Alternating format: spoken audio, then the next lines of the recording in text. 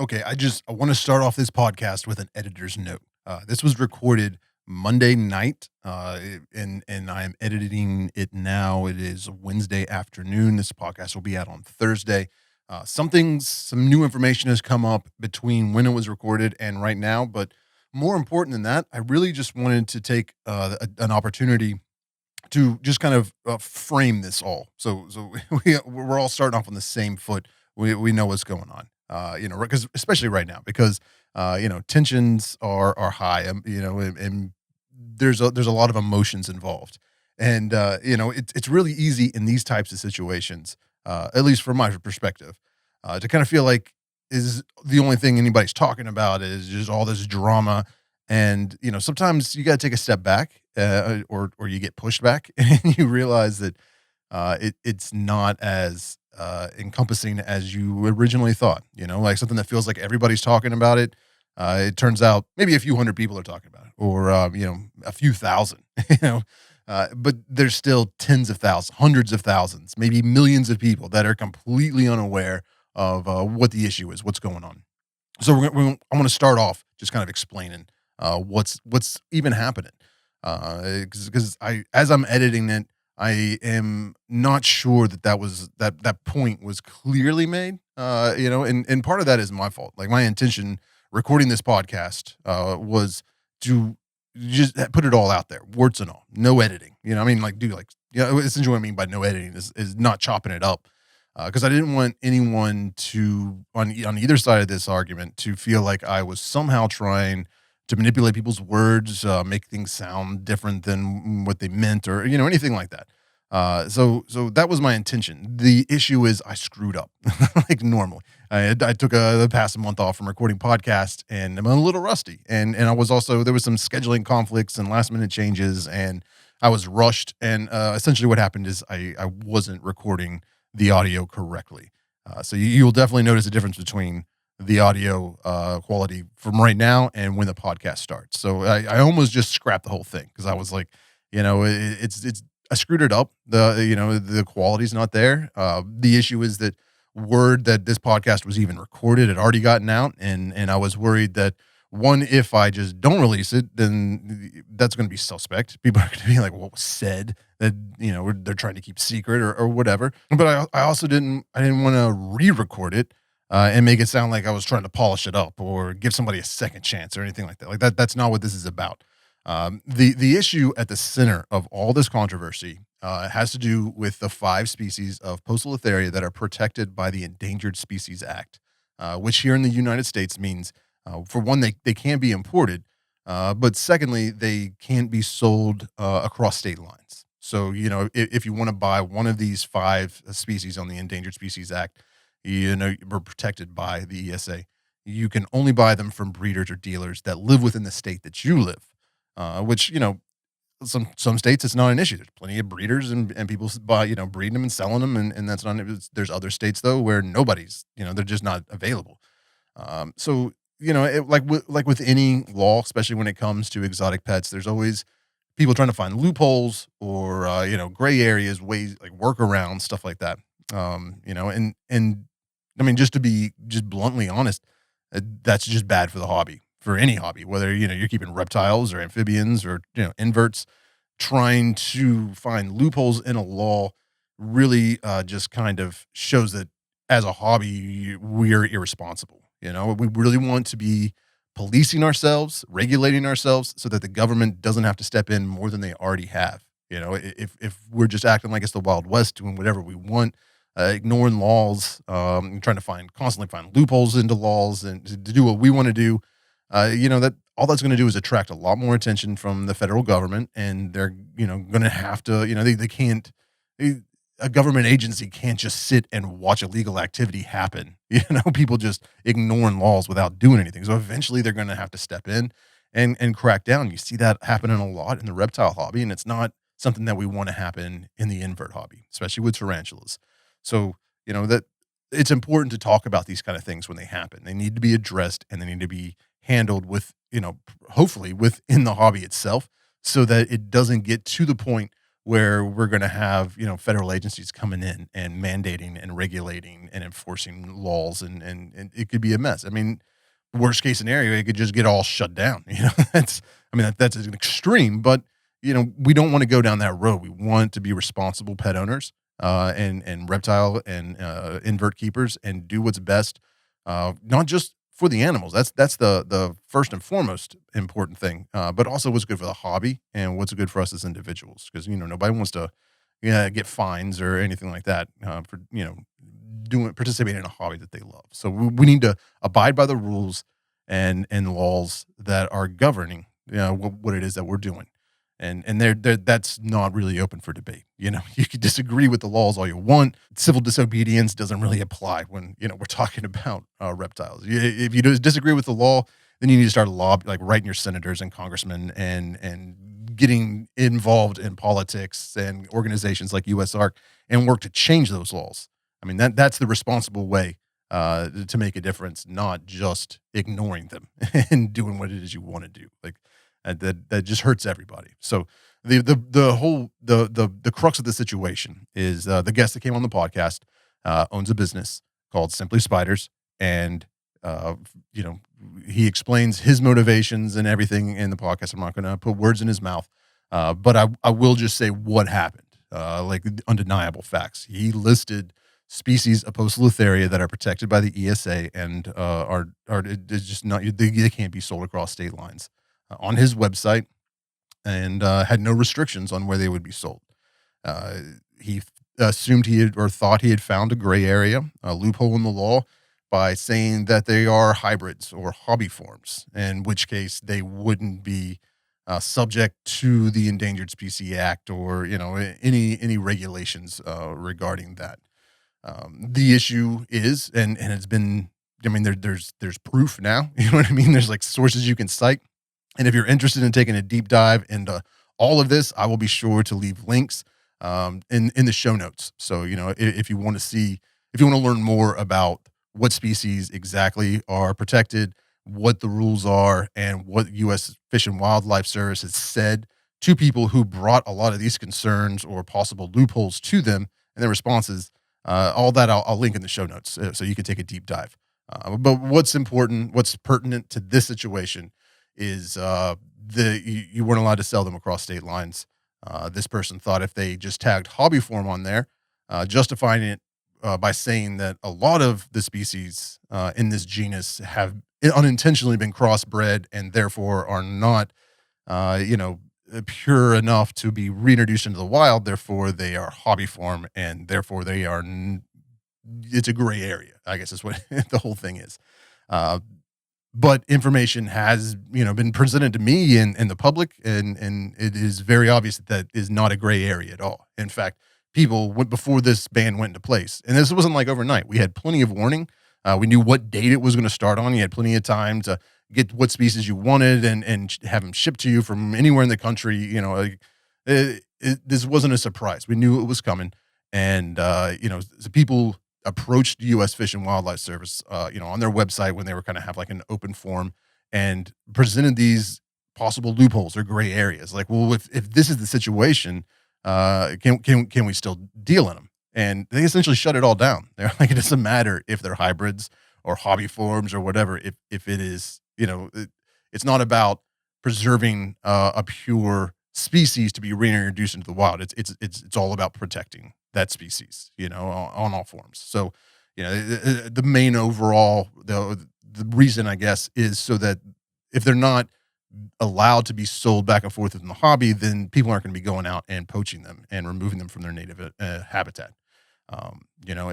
If and I think, I mean, I don't know, this is just me speculating right now, but if that kind of loophole where you could say something as a hybrid and sell it across state lines was allowed, maybe the possibility, what they're concerned about, is that that would be enough of a loophole for people to do nefarious or illegal things, and remove that species from the wild, smuggle them into the country, and then sell them, saying that, well, it's a hobby form, like, because it's, there's really no way to prove that, really. So other than just how you label it on a website. So to protect the species in the wild, it just all of it's been shut down. Whether you agree with it or not doesn't really matter. It's the federal government. This is what they said. This is how to be responsible pet owners and tarantula hobbyists. We must conduct ourselves. So yeah, that's really not up for debate. And I wanted to address that right up front because in this conversation, one, I hadn't read that part, that question and answer thing with U.S. Fish and Wildlife before we had that conversation, and he does refer when he's kind of explaining what it is, or why it is he did what he did, why he thought it could have possibly been okay. He kept saying it's a gray area, and I just right off the bat want to clarify and make sure that is understood, that it is not a gray area at all. It was addressed by U.S. Fish and Wildlife Service, and I'm sure that he all probably read the exact same article that I did, and now doesn't think it was a gray area. I mean, I don't know. I'm not gonna put words in his mouth, but so that's up there because I know a lot of people are just going to read the headline, like they're going to read the title, see the thumbnail, and assume they know what's being said in this podcast. So for those of you all that are taking the time to listen, I appreciate it, and you're knowing what I'm saying right now. So you'll know that when people are saying that stuff, they're just full of crap. I also want to point out that I always try to keep all my content family friendly. This podcast, not so much. So if you're listening at work, or you got your kids or something like that, be careful because I there's a little bit of profanity in it, and there's maybe some stuff that should not. It's just not. Yeah. Some topics are talked about that maybe are not brand friendly or family friendly. So there's no sponsor to today's podcast. I got no businesses involved or anything like that. One, because I swore, and also because it's a controversial topic, and I just it's not something I want to monetize or pull any other businesses in, and if there's any controversy, I don't want to damage their brand or reputation. So it's just me talking to this guy, and so it is what it is. But when you're listening to the podcast, to me, there's no debating selling those ESA protected species was just dumb. It was not cool. It was illegal. Had he actually sold them or whatever that situation was, that's his bed. He'd have to sleep in it. But it's not cool, and it's not something that we want to allow in the hobby. It's not behavior that we want to reward or anything like that. And I joke about in the podcast about the tarantula mafia, and that's not really a thing. There's not like an Illuminati of tarantula keepers that are pulling the strings, controlling everything. But there are some influencers or big names, powerful people within the hobby that sometimes try to use their influence to sway things. And I was joking about it on the podcast, but once word got out that I had recorded that podcast, my inbox all of a sudden filled up with all these messages from people, and they're very polite and very nice, but they really one, they just kind of felt like I didn't have the knowledge or expertise to even speak on this at all, so I shouldn't, which is a fair argument. But I've kind of got that rebellious punk rock streak in me, and you tell me I can't say something or talk about something, then that just makes me want to talk about it even more, because it's like you can't tell me what to say. So that's part of it, and I hope that doesn't have any kind of adverse reaction, or I don't want to do any harm, I guess is where I'm coming from. But I also feel like everybody's got a right to an opinion, and the right to say it. Like it's I just don't like censorship in that form. Anyways, so I that is understandable. And there was also some people that were expressing concern because they didn't feel like I should give him a platform to speak. And I understand where they're coming from. If somebody's doing something wrong, you don't want to give them a platform to broadcast that negativity and misinformation out in the world, and that's not my intent at all. I didn't ask him on to really defend himself so much, because it's undefensible. What happened is public knowledge. It was there for anybody and everyone to see. So that's not why this is happening at all. I personally felt the way that this all went about was not the best way that it could have been handled. And I felt like the right thing to do would at least be to give give him an opportunity to admit that he screwed up, that he did something wrong, and apologize. Like it's I don't know. We all make mistakes in life, and I don't think that we should just, especially for uh, this. I mean, there are some serious mistakes you can make that okay, you're just done. Nobody wants to deal with you anymore. But there are sometimes smaller mistakes or mistakes that a lot of people make, but for whatever reason, the spotlight got put on this one. In this particular instance, I'm not going to try and compare apples to oranges here, but this isn't the first time an issue like this has happened. I mean, maybe with this particular species in this particular situation, but over the past 5-10 years, there's been a lot of different, gray area people trying to find gray areas and loopholes to legally sell species that probably shouldn't be doing that. And it just, to me, maybe I was just being empathetic or something, but I felt bad for this person because I kind of felt like it was a one-sided. Everybody just grabbed their their pitchforks and torches, and the mob mentality kind of took over, and we're going to crucify this person. And I thought that it would maybe be beneficial to not just him, but to the hobby in general, to have an actual conversation and get his side of the situation, not just hearing one person's assumptions and opinions and reaction to it. I thought having a wider conversation would be beneficial, if that makes sense. I hope that makes sense. So in no way am I supporting what he did or trying to say that it was okay or illegal or anything like that. That's not the point of this. I just wanted to give them an opportunity to tell their side of the story, maybe explain what it is that they did. And, I guess it's this lesson that I've learned in life that when you find somebody stuck in a hole, or like in a ditch or, they're in a bad situation, throw them some rope, and like, that's the humane thing to do. That's the kind thing to do. Throw them some rope. Whether they use that rope to pull themselves out of their situation or to hang themselves, that's on them. So, we had our conversation. It is what it is. It's recorded. It's edited. It's ready to go out. I didn't change I didn't really change anything. I just inaudible parts I clipped out. I didn't change what somebody was saying or the tone or anything like that. That conversation is what it is. It's up for you as a listener, as a human being with a working brain, to take all that information in and decide for yourself. Is this person pulling them out of a hole or are they hanging themselves? You know what I mean? Like, it's one thing it's impossible to try and assume to know what's in somebody else's mind.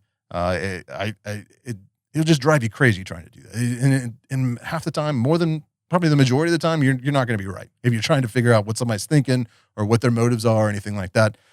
For me, this is just my personal experience, and the way I prefer to live my life is I will just directly ask that person. You know what I mean? Like, and then they can tell me what it is they have to say, whether it's their explanation or their excuses or their defense, or they tell me their story. And being that I have a working brain and a heart and a gut and an intuition, I can listen to what they have to say, process that in my mind, and determine if they're full of crap or not. If they're telling the truth, if they're sincere, or if you have that ability, is what I'm saying. So, like, I'm not telling you what to think. I'm not telling you to believe this person or trust them or hate them or love them or anything like that. I just wanted to have a conversation, get all the facts out there, hear both sides of the story, and maybe try to kind of understand some motivation and some reasons. And but more important, we'll take a look at the actions, because that's you can say all you want in the world. What matters is what you do. So. That way we could look at the actions, hold somebody accountable, and move forward with an understanding that that this is what you said, this is what you did.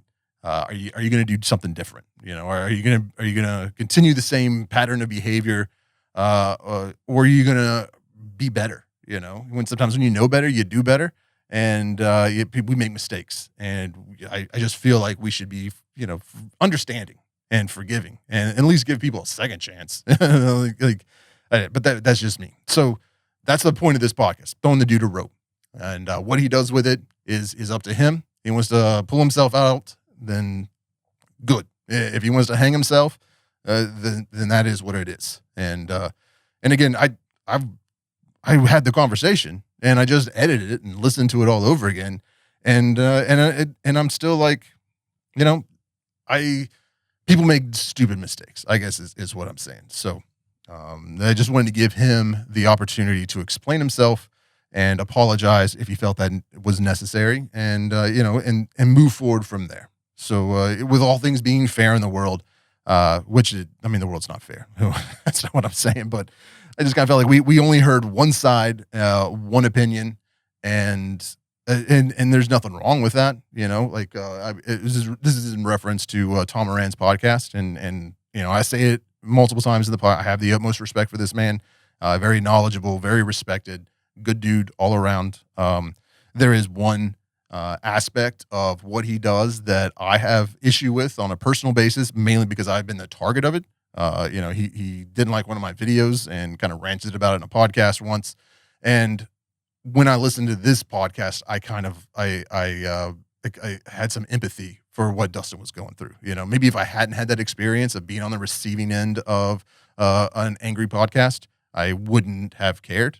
I've been like, yeah, let him burn. He made his own bed. But I know what it's like to kind of be on the receiving end of something like that and have public opinion shift on you, and people get upset and send you nasty messages and having really no means of responding. Because at the time when that happened, I probably had less subscribers, definitely less views than Tom, didn't have a podcast. And, I even I recorded a video, made a thumbnail, uploaded it, and it was my response. And then I was like, this isn't really going to do anything but perpetuate an issue. So I'm just going to let it go.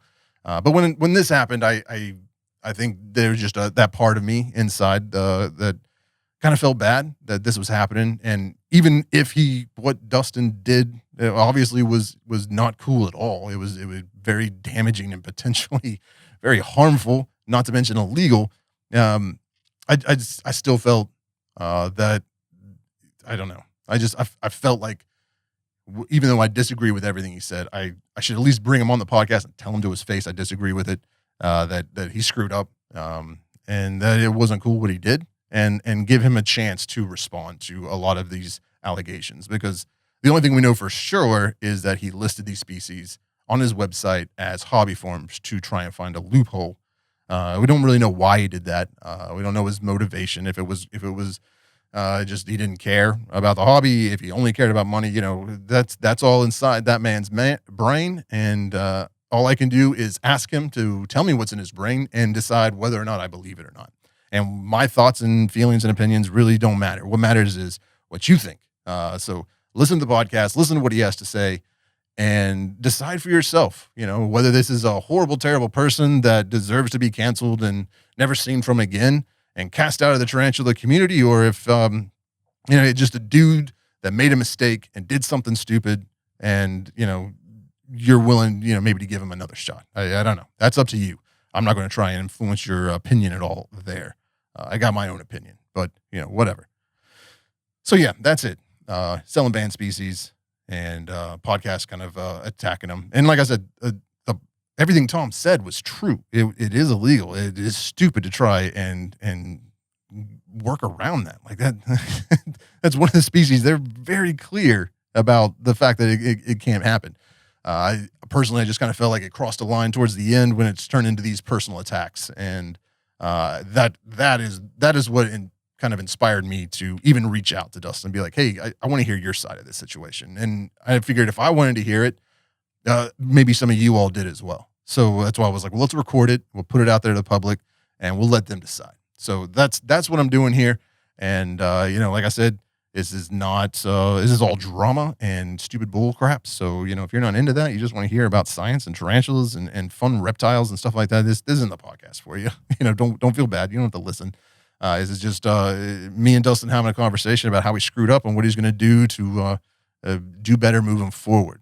And yeah, so I wanted to be able to try and put a little civility into this situation, because people get really nasty online. And like I said, I know A lot of people have no clue that this has even happened. If you're not in that little echo chamber, if that stuff's not popping up on your feed, then you're completely unaware that this even happened, because it was like it lasted like 2 days. You know what I mean? It was like a flash, but apparently it's still kind of being perpetuated. And then I don't know. I don't want to get into all the politics of it, anything like that. But but I was saying at the beginning, there were a lot of people that reached out to me and were concerned that I was giving this person a platform, that I was speaking about something that I mean, I'm not a lawyer, I'm not a breeder, I'm not a dealer, I don't have intimate knowledge of this stuff, and I say that all the time.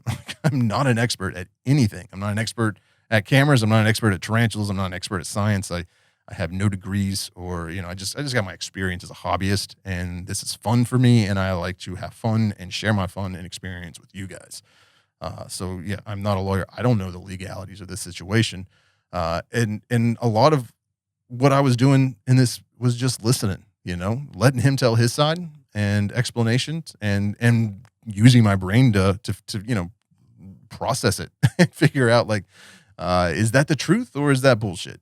So that's your job, is to figure that out. And I know that some people are just going to be upset that I gave him a platform to respond at all, because they just want vengeance. You screwed up. We want you canceled and out of here. And I just cancel culture, in a lot of instances doesn't sit well with me. And I didn't want to be part of that, or at least be part of it as far as being just showing it in action. If I had the ability and the opportunity to maybe kind of level the playing fields, or at least get all the information out there, then that would be a good thing. Not for me at all. Actually, this is a really bad idea to do a podcast on this.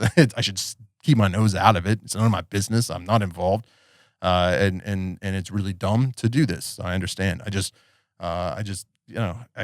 felt bad about the whole situation, and wanted to just try and be civil and be a community and have a conversation instead of just attacking somebody, opening up a dialogue and hearing their side, and rebutting, and letting people make a decision based off all the facts, not just one opinion, or one instance, one mistake. So that's the whole point of this podcast. And I've already talked probably a lot longer than I should have. So I'm gonna stop talking, and we're just gonna go straight into the podcast. And I tried to keep it upbeat and entertaining to listen to while talking about some serious issues. So yeah, don't mistake my brevity for don't think I don't care. I'm trying to make a joke of it, because it's a serious situation.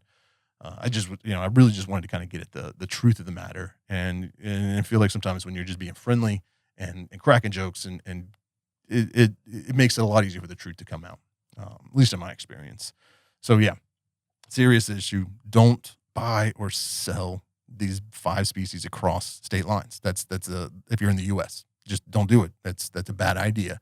And if you see somebody do it, call them out. I mean, I'm not saying try to get them canceled. Maybe you have a conversation with them first, and then from that point, if they don't do the right thing, then you then escalate it. But yeah, I just think we should treat each other with some compassion and understanding, and just kindness. I don't know, that's like super hippie stuff. But I guess in my old age, I'm becoming more and more of less and less punk rock and more hippie. So I don't know what that says about me. But anyways, let's just jump right into the podcast. All right. Hear ye, hear ye, hear ye. The Tarantula Court is now in session. All of those who have cause to please draw near, and you shall be heard. God save the United States, the tarantula hobby, and this honorable podcast. Welcome to the Exotic Pet Collective. My name is Richard, and we've got an exciting show today. I was actually trying to take off an entire month, before going into season 2, I guess we'll call it. But some stuff has been going on in the tarantula hobby, and I really felt like we needed to do a podcast and cover it. So I kind of pushed back my other podcast, and I'm jumping in a week early to sit here and talk about tarantulas and the hobby and dealers and illegal species and all that fun stuff. So we're going to welcome to the show.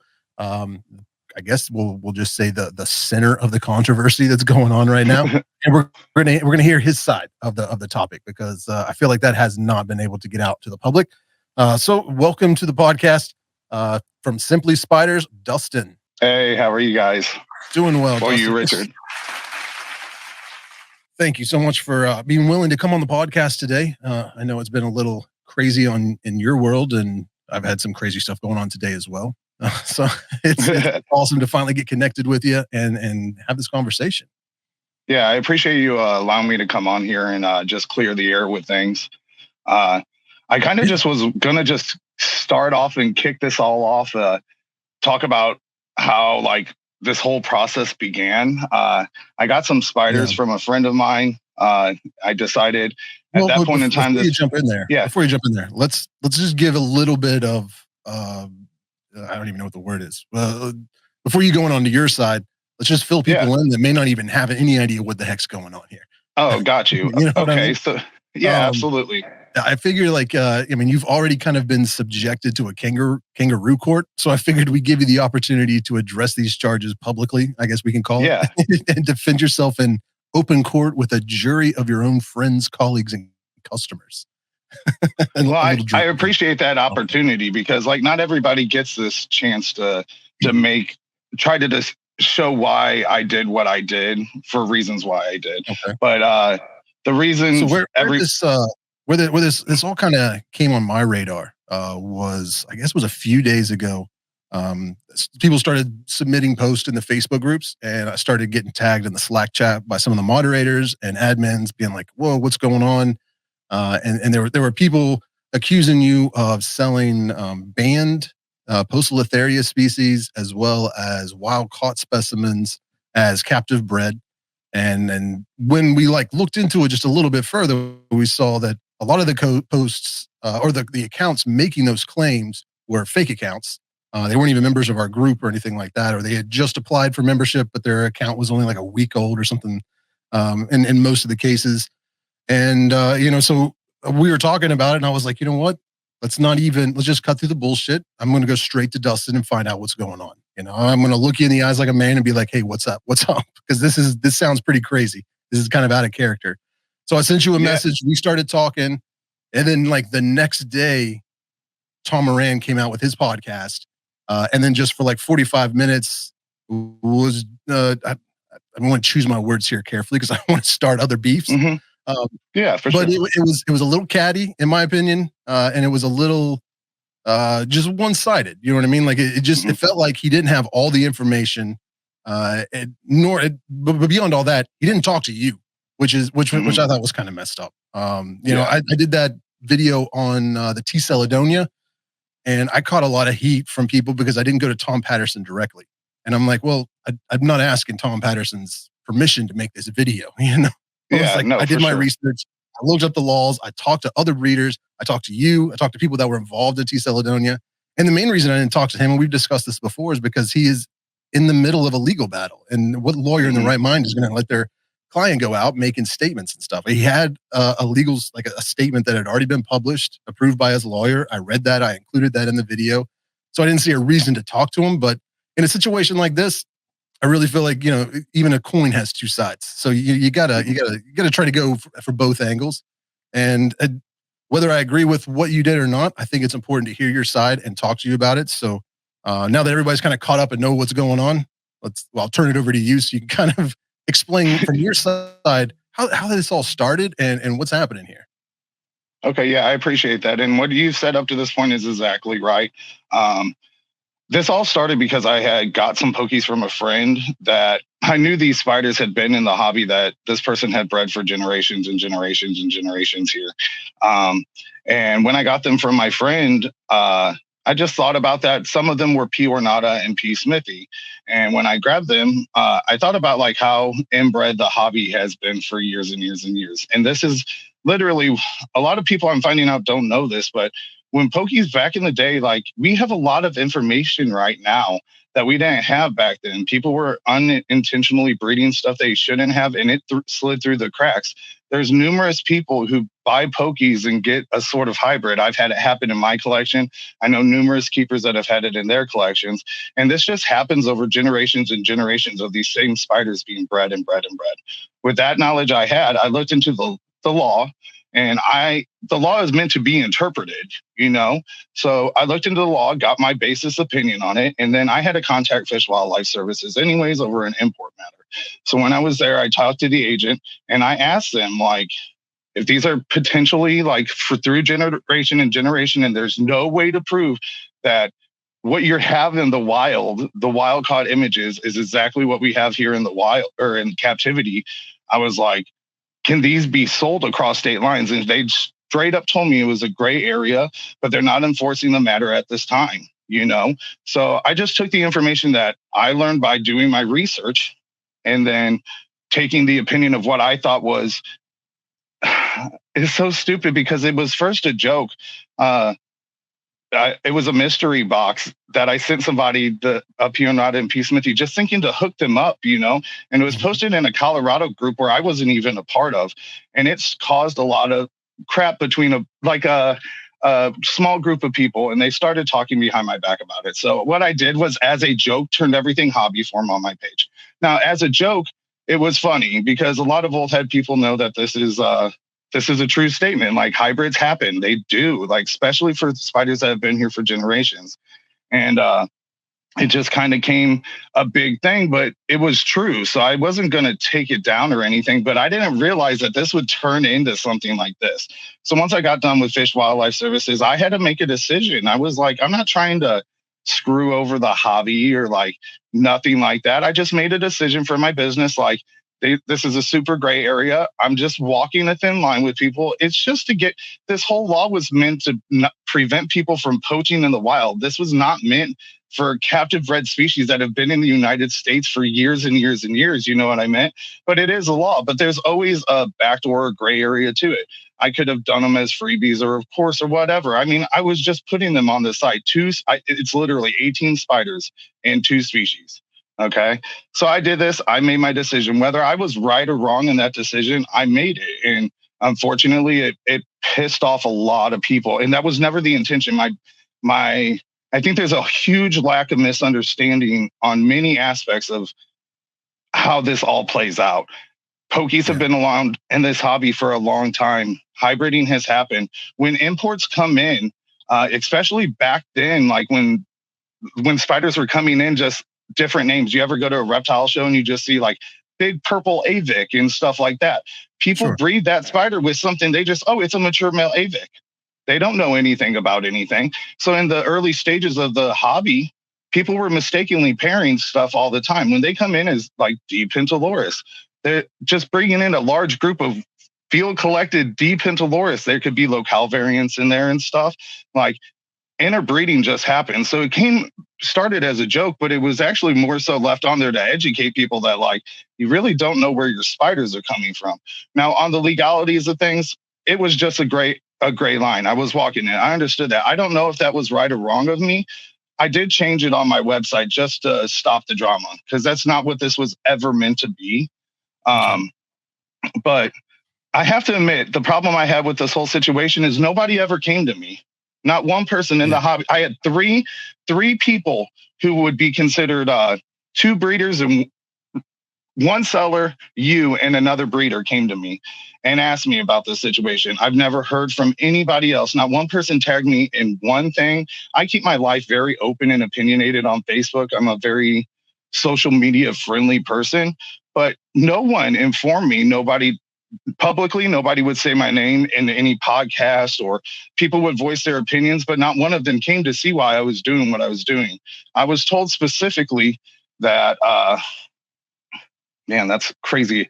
That I was told specifically that I was doing this for the money, that I'm greedy, that people want to see me fail and I need to watch my steps. Like, this is Yeah. way too crazy. Like, when did the hobby become this? What I was doing was basing an opinion.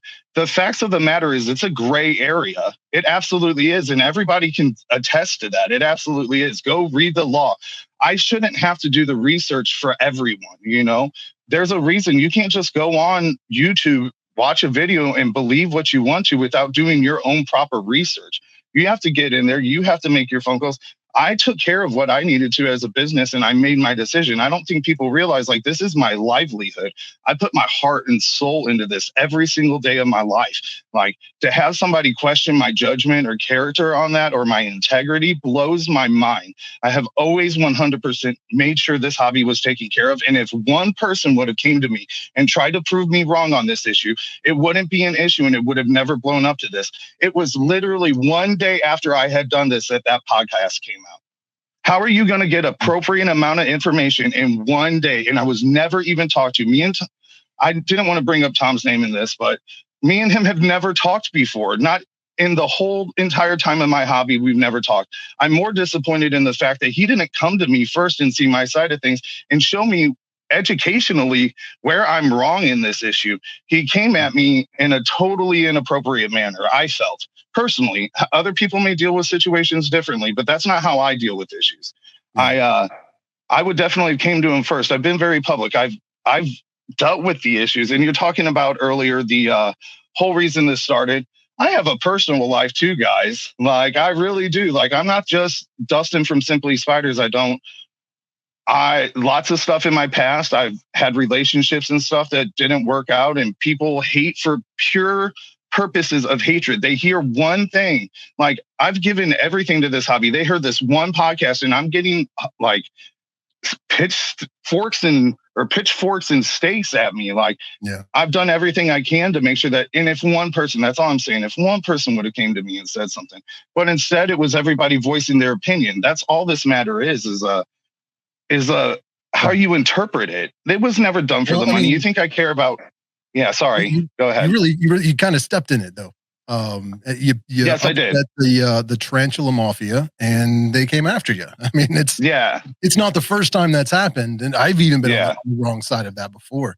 You know, you use one word out of place, or there's a lot of different ways you can offend this group of people, and as man, I'm walking a line, buddy. No, I get it.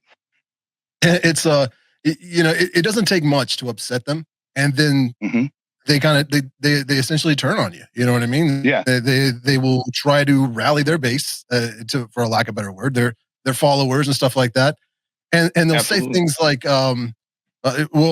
just an example of what I'm talking about, and we'll just kind of get your reaction from this, and we'll move forward.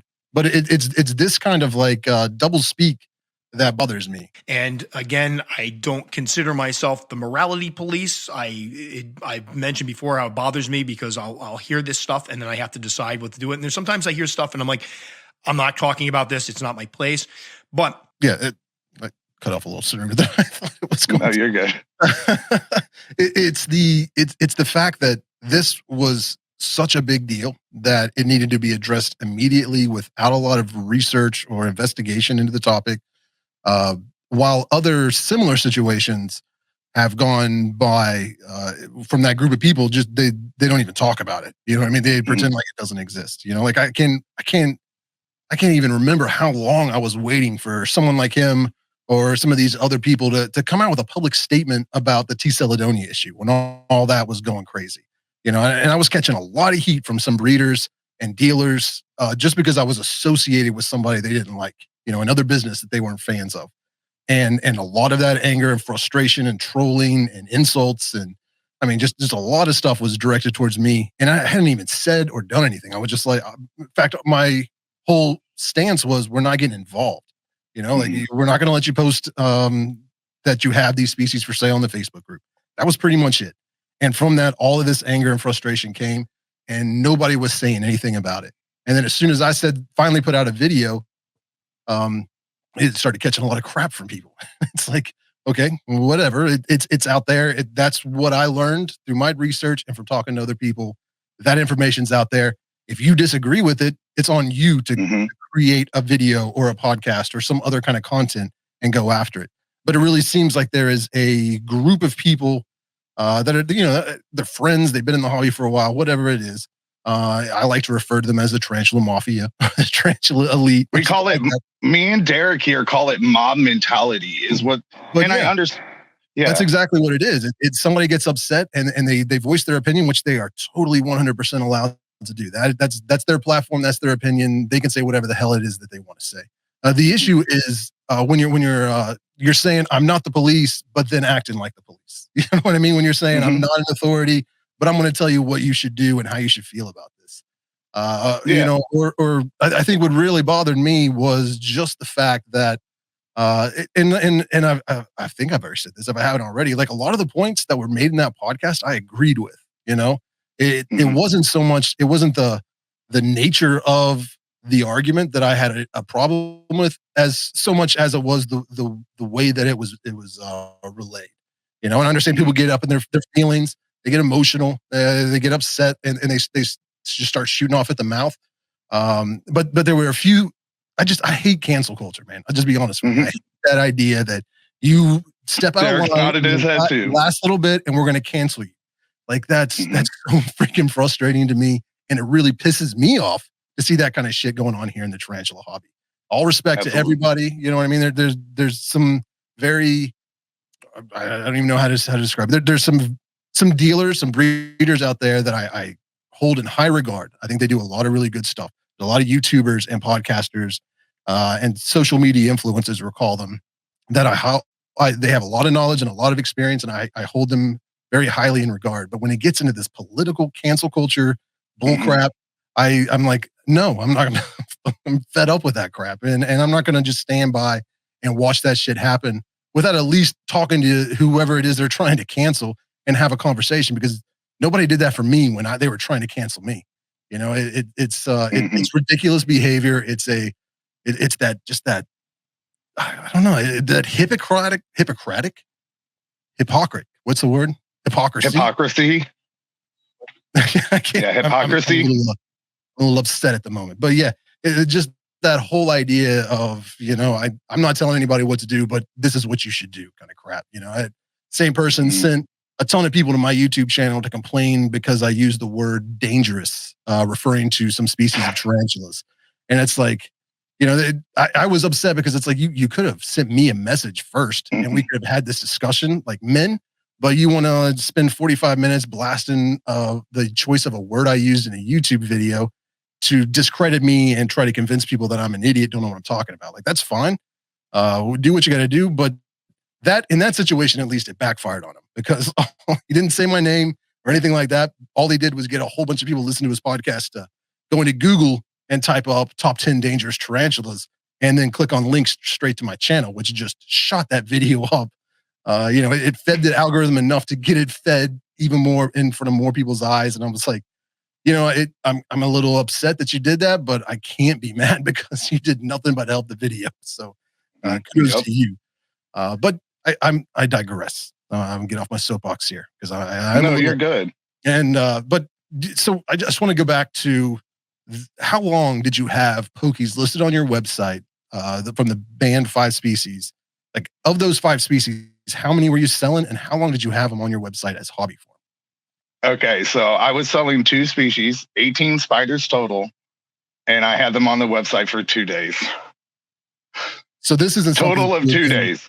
It's not something that you've been doing for weeks or months or anything like that. No, it was meant as a joke off of the bat, but I left it on there because I know this sounds stupid, but like, people believe whatever they want to, man. They never come to the source anymore. Like, I was kind of left it on there because I felt that way, Yeah. I felt like a lot of the pokies were hybrided. So, I mean, it wasn't, and I could be very wrong on this whole topic. And what I did may be extremely questionable in some people's eyes. And for that, I do apologize. Like, I really do. Like, maybe what I did wasn't the best of thing or the worst of thing or whatever. But I'm not wanting to put blame, because I take full credit on my actions just because I made a decision that others didn't agree with. But if we're going to talk legalities of things as a hobby and stuff, we need to talk about the legalities of things. You hold one person at one standard, but let so many other people slide. We want to talk about the legalities of these ES animals that have been bred here for generations and generations in the hobby, about crossing state lines that could be potentially hybrided. Nobody showed me otherwise. That could be potentially hybrided just because of a time frame of them being here so long and misinformation of what was what over a period of time.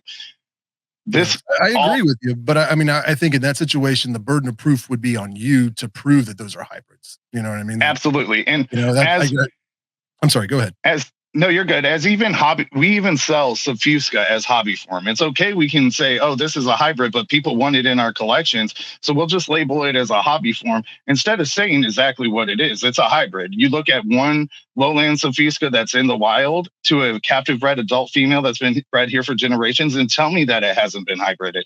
It is a proven, that's why we have hobby lowland. But the second you question any other species that's been here for the same amount of time, it is automatically shut down. There is no way possible. And to be honest, it's because of the mentality of the people that are behind pushing whatever agenda they're having. This could have been easily resolved with like communication, you know? Yeah. But this turned into I need to prove something to people and I don't know. I felt like I'm a great guy. I think I do a lot for the community. I have a huge passion and a huge heart. It is my everything. And I would never go into it like intentionally screwing it over. And to have so many people like hear one bad thing about you and automatically you're assumed this horrible person because they think you're doing a bad thing when they forget all the good you've done is insane to me. By one person going online and making a podcast without even confronting me about any issue. No one confronted me. Like, it's a mob mentality. It's these certain people who have personal issues with me from the past. I haven't dealt with most of these people in 2 years. There is a small group of people who just want to watch me burn over stupid, peddly, personal stuff. It's like if they're not controlling the hobby, it's not the way it's gonna go, you know? And like everybody has a say in this hobby, man. It's a hobby for a reason. It's a family, bro. Yeah, I feel you. And you know, I think when it comes to the Poecilotheria, especially those 5 species. I mean, you said you only had 2 of them, and you only had like 18 or 20 or whatever species that were even available. Like that wasn't really explained in the podcast. When I listened to it, it really sounded like you had all 5 of them for sale and had sacks full. You know what I mean? Like you had hundreds of species, and we're making money hand over fist retailing these. So I was like, how long has this been going on? I mean, the way it sounded, it was like weeks or months. Like this has been happening. It finally just kind of got into public realm where people were like, well, this isn't cool. So knowing that it was only a few days, that's definitely, I don't know. I appreciate that. I'm glad to hear that, I guess is what I'm saying.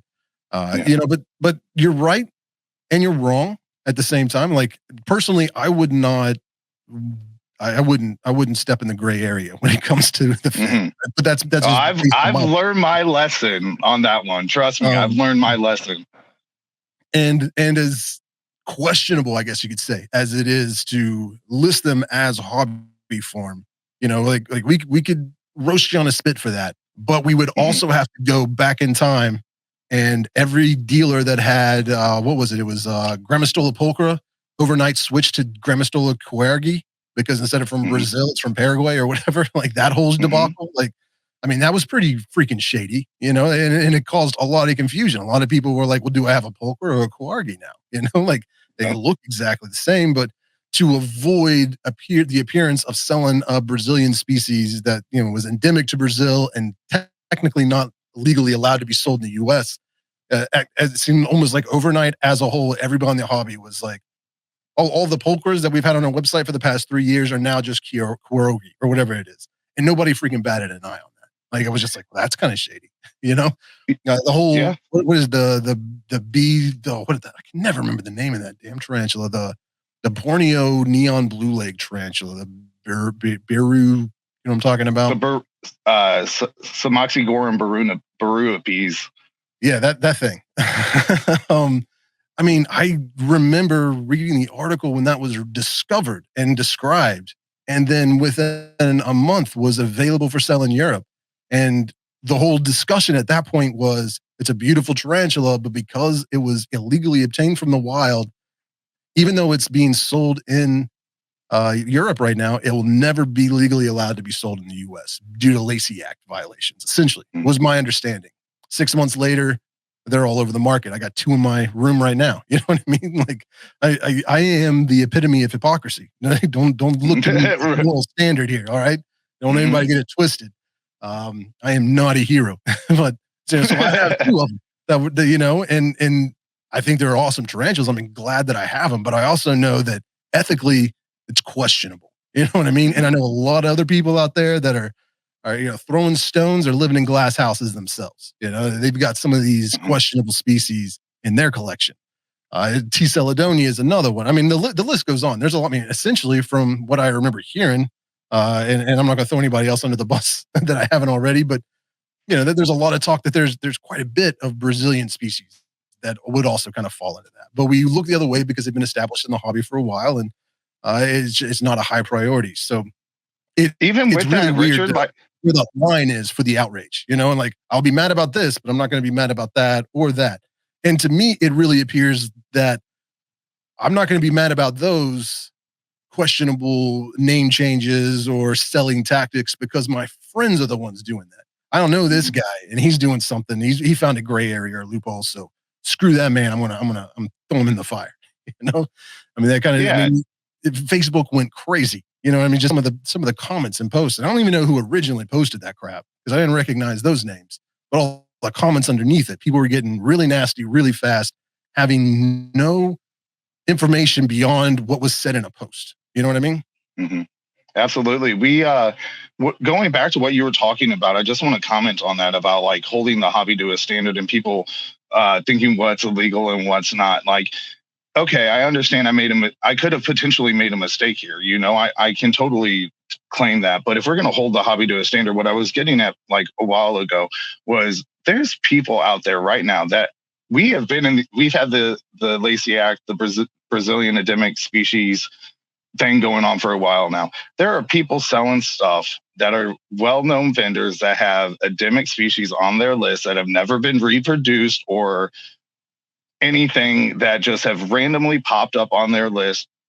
Like, you're holding a stand. Don't think that was imported legally. You're holding people to a standard, one person to a standard, but you're not holding the whole hobby. There's a difference. Like, if we want to fight the fight, let's fight the fight. But we're more just picking and choosing what battles we want to fight. You know what I mean? And who we want to fight them with. A lot of this whole issue was based upon personal issue, to be honest. Like, a lot of this could have been easily talked out or understood over communication. But a lot of the main people that pushed for videos and stuff like that were people that I've had issues with in the past, bad dealings and stuff.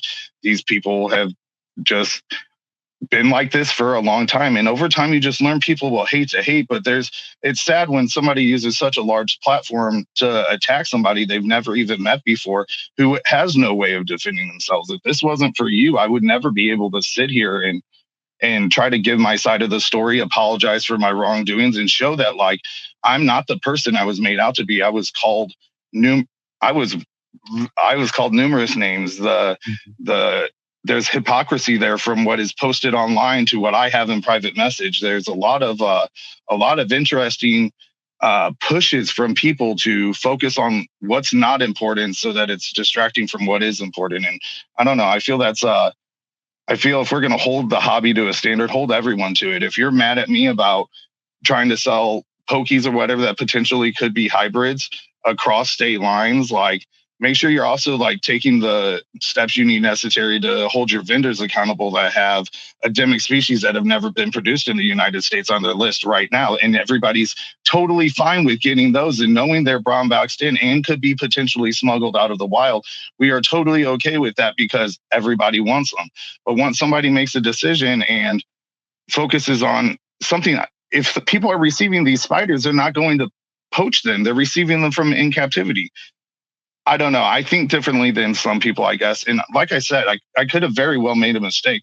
But if we're going to hold the hobby to a standard, let's hold the hobby to a standard. Let's not be hypocritical, because I hear a lot of hypocrisy coming on from not just like from many different areas I never would have expected. Yeah. I'm very blessed and honored. I have the greatest customers. 90% of my customers that have messaged me have been absolutely amazing and understood, gave me time to explain myself. A lot of fake profiles were made from a single company I don't get along with that felt the need to go out and try to trash my name. So that's where this all originated from, was in Arachnid Classifieds for because of those personal issues and those fake profiles. And they have continued on doing as such. But I wasn't even going to go public with this, man. I just was like, it is what it is until the podcast. Realistically, I'm like, I'm getting made out to be somebody I'm not. And I don't feel as a human, as a dude that truly loves this hobby, that I was done right in that manner because nobody came to me. I felt very betrayed from people I thought were friends who could have easily given me a heads up or proof or something. Instead, they just ran their mouths. And I've never been in a hobby where like mouth running has ever been okay, let alone been in situations where mouth running is okay. Just because you're on the internet shouldn't change the way you treat people. If you were in face and wouldn't talk to them that way, I don't know why you would do that on the internet. Like, yeah, I mean, that's something I've struggled with ever since I uploaded my first video, like trying to figure out like why somebody would say something about me in a comment or in a message that they would never have the balls to say to my face. Or if they did say it to my face, they would at least be polite and civil in it. You know, like just something about the internet, that anonymity, even if your name's attached to it, just the fact that you're in your own house hiding behind a screen gives you a little more, maybe some, I don't want to, I don't want to be vulgar, but it gives you a more backbone than maybe you normally would have in that situation. And I don't know if you know this, but I've always, one of my lifetime goals has been to essentially become the Oprah of the tarantula hobby, where people screw up and go on the podcast and apologize and do their little apology tour and mend fences, so this is my first opportunity. You can awesome. Call me tarantula. I'm just kidding. That's awesome. I love it. But honestly, I think it's important to hear both sides of a story. I was kind of joking around in the beginning when I was saying you've already been through a kangaroo court, but I was listening to this podcast sitting on my couch with my wife's playing some game on her phone, TV's off, windows are open. We're just enjoying the afternoon. I was doing some work on my phone and saw the podcast was up and started listening to it because I enjoy tarantula content. You know what I mean? Like I enjoy his podcast. I learn a lot from his videos, like not knocking this dude's, educational prowess or value at all. Like I was listening to it and I just found myself kind of getting more and more frustrated and upset. Like I was agreeing with him at first. And then the more I heard, the more I was like, well, this is taking a dark turn. This is going down a road that I don't think is beneficial to anybody, let alone, much less the hobby. Like I think that's as detrimental to the hobby as some of the other things that have been going on. And when it was done, the podcast was over. I was just kind of staring at my phone, like I need to listen to that again because maybe my emotional response was making it seem a lot worse than it was, right? Because sometimes I get all excited and I hear things or infer a tone that maybe isn't actually there. And then my wife looks over to me and was like, "Who was that?" And I told her who it was, and she was like, "Is that the same guy that did a podcast just complaining about you for 45 minutes?" And I was like, "Yeah." He really sounded like a jerk. I was like, "Okay, it's not just me. You're not even involved. You don't know anything that's going on here." And you were like, "Whoa, that was a little heavy-handed and a little out of the side of your neck there." So there were some things in there, and I actually went back through the podcast and listened to it and was like gonna, kind of take out little clips and stuff to let you respond to them because I really felt like, that was just a baseless accusation, or it could be a factual accusation. But then there was nothing but, opinions and speculation as to why this all happened. So I was like, instead of sitting here and speculating 3 or 4 hypothetical situations that may or may not be true at all, how about we just go straight to the horse's mouth and get the truth? So if you're okay, I would like us to kind of work through some of these accusations and just kind of get your responses to like, okay, what was really going on here? Is that yeah, cool? Absolutely. And like you said, I use emotions very, I'm a very emotional person. So I completely understand that. This whole situation was not the easiest, or even sitting here right now is not the easiest to sit here and admit that maybe you were wrong or whatever. But I'll do my best to answer these as best as I can. And I do feel, just for the sake of honesty and clarity, I need to go back on something you just said and correct it. I did not mean to imply that I am an emotional person. I'm not an emotional man. I'm an angry person. Like, all the other emotions I don't have. I just am just filled with anger all the time. Been like that since I had hit puberty. And I've taken a lot of steps the past 5, 10 years to try and through meditation and stuff like that, not be so angry. But man, sometimes like I'm just a full of anger. Like I always have been. So if something upsets me, sometimes I go a little too far and get too excited. So if that happens during this podcast, I apologize to you and anybody listening because I'm not a professional. I'm just an angry guy with a microphone. It's probably going to just spew hypocrisy and talking out of both sides of my mouth. But yeah, so you. The first thing I wanted to talk about, and I don't even know, I don't think he addressed this in his podcast, but it was something someone was trying to post in the group. And I was like, I don't think that's true, but so I'm just not going to get involved in the drama. But since I heard it and it's a rumor, I'm sure other people have heard it. So let's just talk about the gorilla in the room. Do you sell wild caught Phonopelma calicotes? Okay, no. So I did have a group of Phonopelma calicotes that came in from a buddy of mine, but it was never discussed where they came from. And after that, I had never really contacted him ever again. But to be honest, that whole profile was not true. None of that situation had ever happened. That person's profile was made on January 21st. I've never dealt with that person. Their account says that they're also local.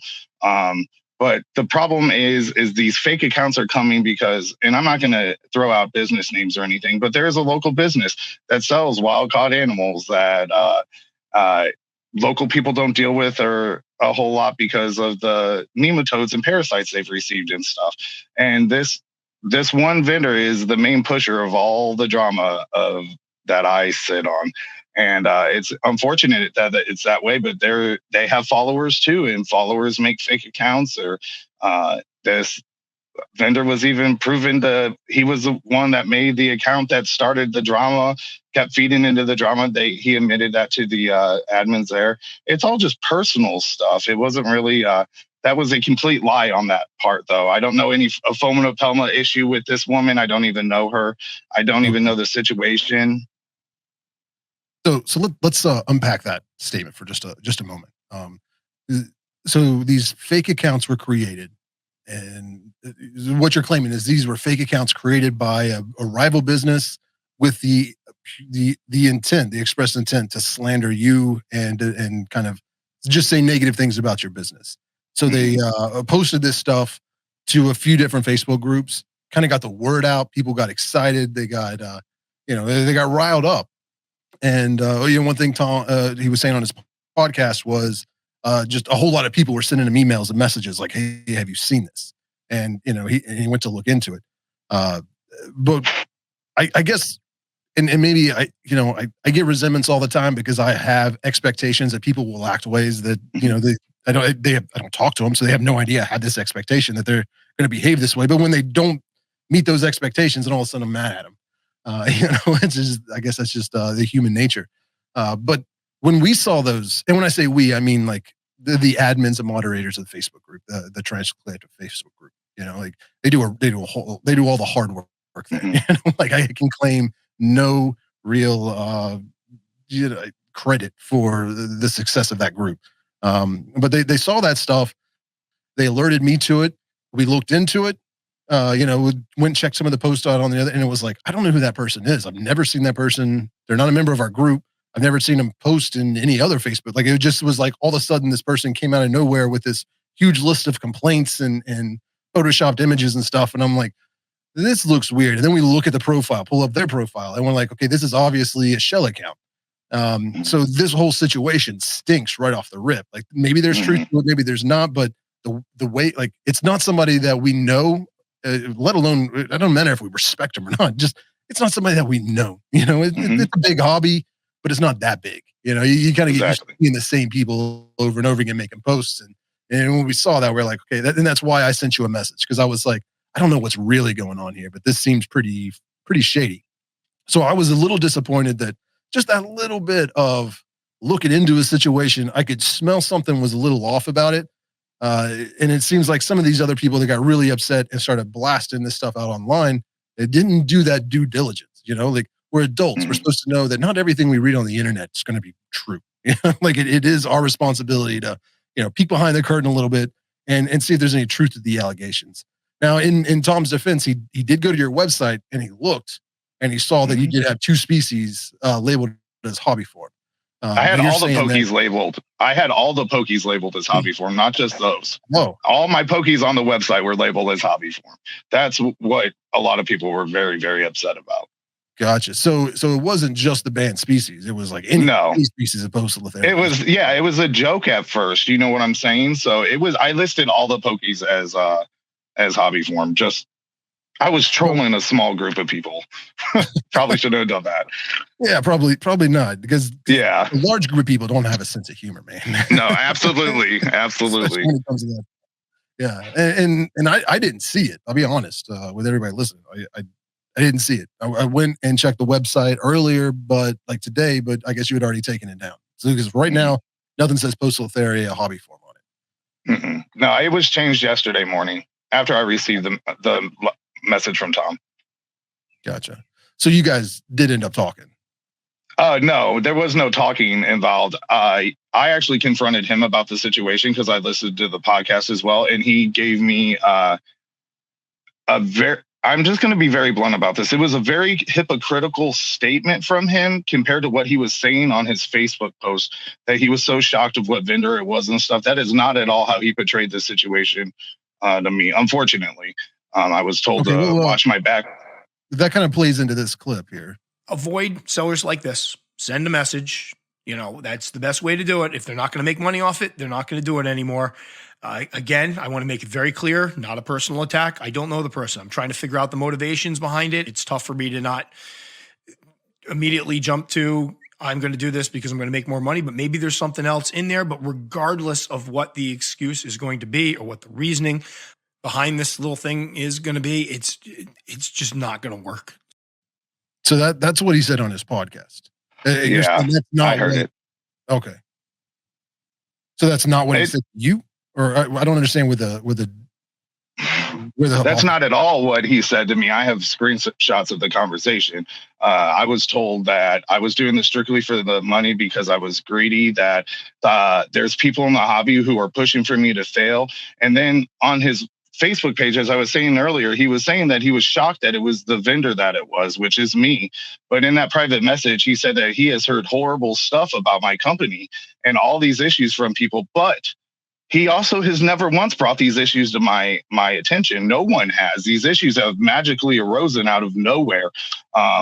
These fake profiles with all these issues they're having are magically just popping up like dandelions, man. I've never been confronted with any of these. Every single one of my customers and a good majority of the hobby knows my heart and my passion in this hobby, and they don't. That's not something that's out of character for me. That's not.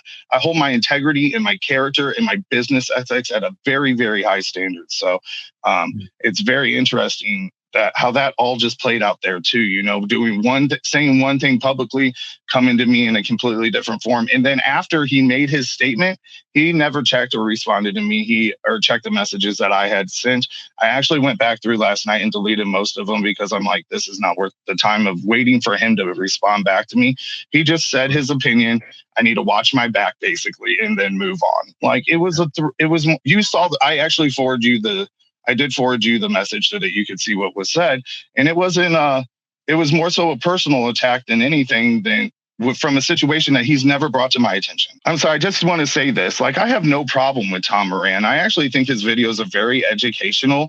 And I think like a lot of people have learned and put a lot of trust into him. And they really pour their heart and souls into what he does. And I think for what he does, he's really amazing at.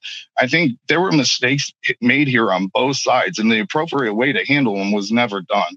And I'm not like dissing on Tom. This isn't a crap post on Tom. This is just a reality of the facts of the matter. And if the situation was handled much differently from him, I don't think I would be sitting here right now because I never would have went public. Yeah. I mean, I agree with you as far as I definitely think that Tom as an educator is an invaluable resource to this hobby. Mm-hmm. And anybody that's not subscribed to his YouTube channel should be subscribed if you're keeping tarantulas, because there's a whole lot of really good information there. And most of the time his podcasts are full of really good information as well.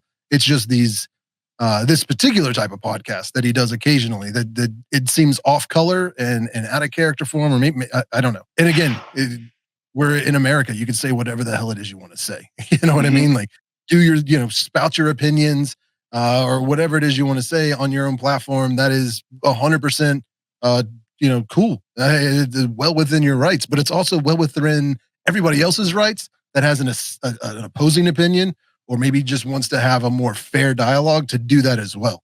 And that doesn't mean anybody's just trying to discredit you or anything like that. It just means we disagree on either the content or the nature of something that was posted. And in this situation, I just don't like bullies, man. I don't like people coming out, and not addressing a situation right up front. If I had heard about this and was going to do a podcast about it, I would definitely send you a message first, whether I knew you or not. Like, hey, dude, this is what's going on. You got a statement at least, or do you want to address the situation before I go out and make it public? Yeah, I don't know. That's how I expect people to behave, and they don't always behave that way, and I get resentful, and that's on me. That's my shit. But yeah, we were so we know why the Poecilotheria were listed as hobby forms, and you've changed that. You've actually even apologized for it, and moving forward, and you've also explained the whole situation with the Fauna Pelma, and I have heard we're not going to get into the business of bashing other dealers, but I think I know who you're talking about. And they have had a lot of issues of their own. And, it's not the first time that we've seen, like, this isn't a new behavior that we see amongst dealers. Like that, it seems to happen a lot more than it probably should. Somebody gets jealous of somebody else's business and starts attacking them, or, doing shady things to try and draw people from spending money there and putting it back in their own pocket. And it just goes back and forth. And I don't know, man. It's ridiculous, especially with the whole Facebook thing. Everybody going around reporting each other's business pages, trying to get businesses shut down. It's like, that's pretty petty. That's pretty petty stuff. Like, so I don't want to abide by that. And you did send me that screenshot. I'm not going to try to dance around that. And I'm not saying that you're a liar or anything like that either. Just my personal experience in life, I'm always a little hesitant looking at a screenshot and taking it at face value. You know what I mean? That's why I was like, well, I want to get you on record and actually say it. Because it's, maybe I've just dated some crazy girlfriends that have taken screenshots and stuff and sent it to me. I'm like, wow, they actually said that about me? And then it's like, no, that was edited. I'm an idiot. And it's the same thing when I see somebody making Facebook posts and they're posting a bunch of screenshots of a conversation. It's like, yeah, I mean, like, maybe that's true. I don't know. Like, I wasn't there. I didn't see it. Show it to me on your phone in a video, and I'll be a lot more apt to believe it than just a screenshot, because I know how easy that can be to change. But it's so it wasn't his whole thing in the podcast was, this is not a personal attack. And again, I am full of resentment and anger. So I like I said earlier, it's not even so much that I'm not trying to defend or agree with anything you did. I just disagree with the way that the situation was handled by the other party. You know what I mean? Like, I know you said you did it for a joke, but I mean, dude, you stepped in big pile of dog shit when you did that. Oh, I know I did. Yeah. And I'm the one who needs to take responsibility for that. Like, absolutely. I know what I did.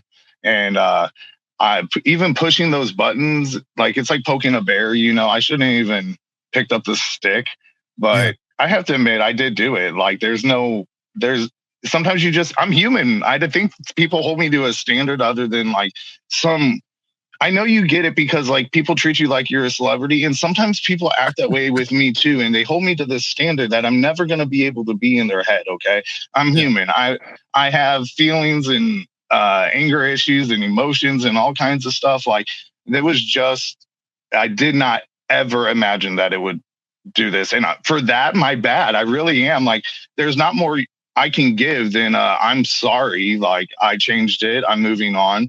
But I'm also wanted to educate the fact that like this is crazy, guys. Like get it together. Why are we bullying each other?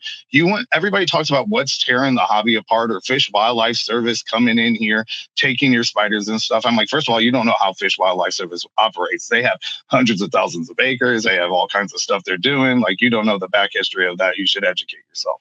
But even with that being said, like you guys are bullies. Like you don't have to be that way. For the thing that's going to destroy the hobby is the people's hatred. Like people can be supportive and caring and kind, and you can be people can stay humble and learn and grow as they go. But when you just have spite and hatred for whatever reasons and feed into that, like it just gets worse and worse. The hobby's not going to die off. People can be, they have the capacity to be humble and understanding and compassionate, but very few ever actually are. And if they are, it's very sporadic. And maybe I should keep it on myself. I have the capability of doing that, and I struggle every day to live up to being a compassionate, understanding kind of person. You hit the nail on the head, by saying people make mistakes. You made a mistake. For whatever reason, you thought it was a good idea or a funny idea, or maybe, and that doesn't even matter. What matters is that you made a misstep. You made a mistake. You screwed up, and you're coming here publicly and you're apologizing and you're saying my bad and it won't happen again. At least I assume that's what you're saying. No, that's exactly what I'm saying. And that's important, because I wouldn't be where I am today had I not made 2 decades of horrible, horrible mistakes that I would be ashamed to even tell you all. And I'm horrified that one day people are gonna find out about. You know what I mean? It's part of me is like, I should just dump it all out there on the table so there's no scandal 10 years from now. But it's also like, I'm nowhere near big enough for anybody to give a damn about that. So what does it matter? We all got histories, we all got pasts, and we all make dumb mistakes, and my 20s I don't think I had a good decision in my 20s at all. It was just a bad decision followed by a worse decision followed by an even worse decision that landed me, in my early 30s sleeping on a park bench with like no friends or family or anybody, not a dollar to my name. It was, it was a rough life, and finally I had to be like, look, I'm making a lot of bad decisions. I need to turn this around, because, sometimes you're digging a hole and the best thing you can do is just put the shovel down and stop digging, like you're not going to dig yourself out. You're just going to dig yourself deeper, and then in that situation, you got to rely on other people to help pull you out of that hole, and that's kind of what I want to do here, is give you an opportunity to address these accusations that were made, and just kind of face the public and be like, this is what's up. This is who I am, and we're going to move forward from here on out. Because I feel that way at heart, man. I really do. If you know me, I've been a very open public figure in the tarantula hobby. I not only discuss tarantulas, but I keep my life very open. A lot of sellers don't publicly post actively about their personal life on social media or whatever, but I do, because I give my heart and soul into this. The person you see on my Facebook page is the person I am. I don't know. It's just, I try to, there's no justification for this though, man. Like it could have been handled way better on my behalf than putting these pokies on there and labeling them as hobby form and stuff. But I have to admit, I never would have imagined that. A good idea or a bad idea, but I will tell you that the person that I portray myself to be on social media is starkly different from the person that is actually sitting here in the basement. Yeah, a lot of people are that way, but that's not who I am. I try to, and I can get why people would think one way or another, but no, I keep my life open. I keep my opinions very opinionated. I really am not in this to bash anybody or hurt people's feelings or anything. I'm in this for the people and the spiders. The relationships I've developed in this hobby, man, are priceless. I am so blessed that you're a friend of mine, man. You came to me like a real man would, and you found out information for yourself, and you gave me an opportunity to come on here and admit my wrongdoings. Not a lot of friends, like, I don't know, bothered me, because not a lot of people stood up like that. People question my integrity and my character. And over two spiders, homie, like two spiders. That's where I was kind of getting upset, is that it was on one hand saying, I don't know who this person is. I've had no experience with them. But then on the other hand, they're a terrible person that's obsessed with greed and doesn't have a lack of moral character or integrity in them. And it's like, whoa, you just said you didn't know the person. Like, you're taking one isolated incident, whether it could be very egregious, but that doesn't negate an entire business and personality. Like, man, I couldn't imagine if I was judged on one bad dumb thing that I did in my life. Like, if that defined me and the Tarantula Collective on something I did 15 years ago, like, it wouldn't exist. It wouldn't be here. Yeah. And what really got me upset, and like I said, there is some good application of cancel culture. Like, I mean, like the Me Too movement, for one, like that was groundbreaking, amazing stuff. But like anything that's good, you take it to an extreme and it becomes extremely bad. And I feel like this situation, just, I don't know, man. Like, we're adults. We don't need to be doing this cancel culture stuff. But I want to play this quick clip that really kind of got under my skin and upset me. I just want to get your reaction to it. I'm not going to say don't buy any spiders from them, although part of me wants to, because this is not the type. My gut is telling me this is not the type of person we want dealing in the hobby. If this is what they thought was a good idea, this is somebody that's selling them that apparently doesn't get how everything works.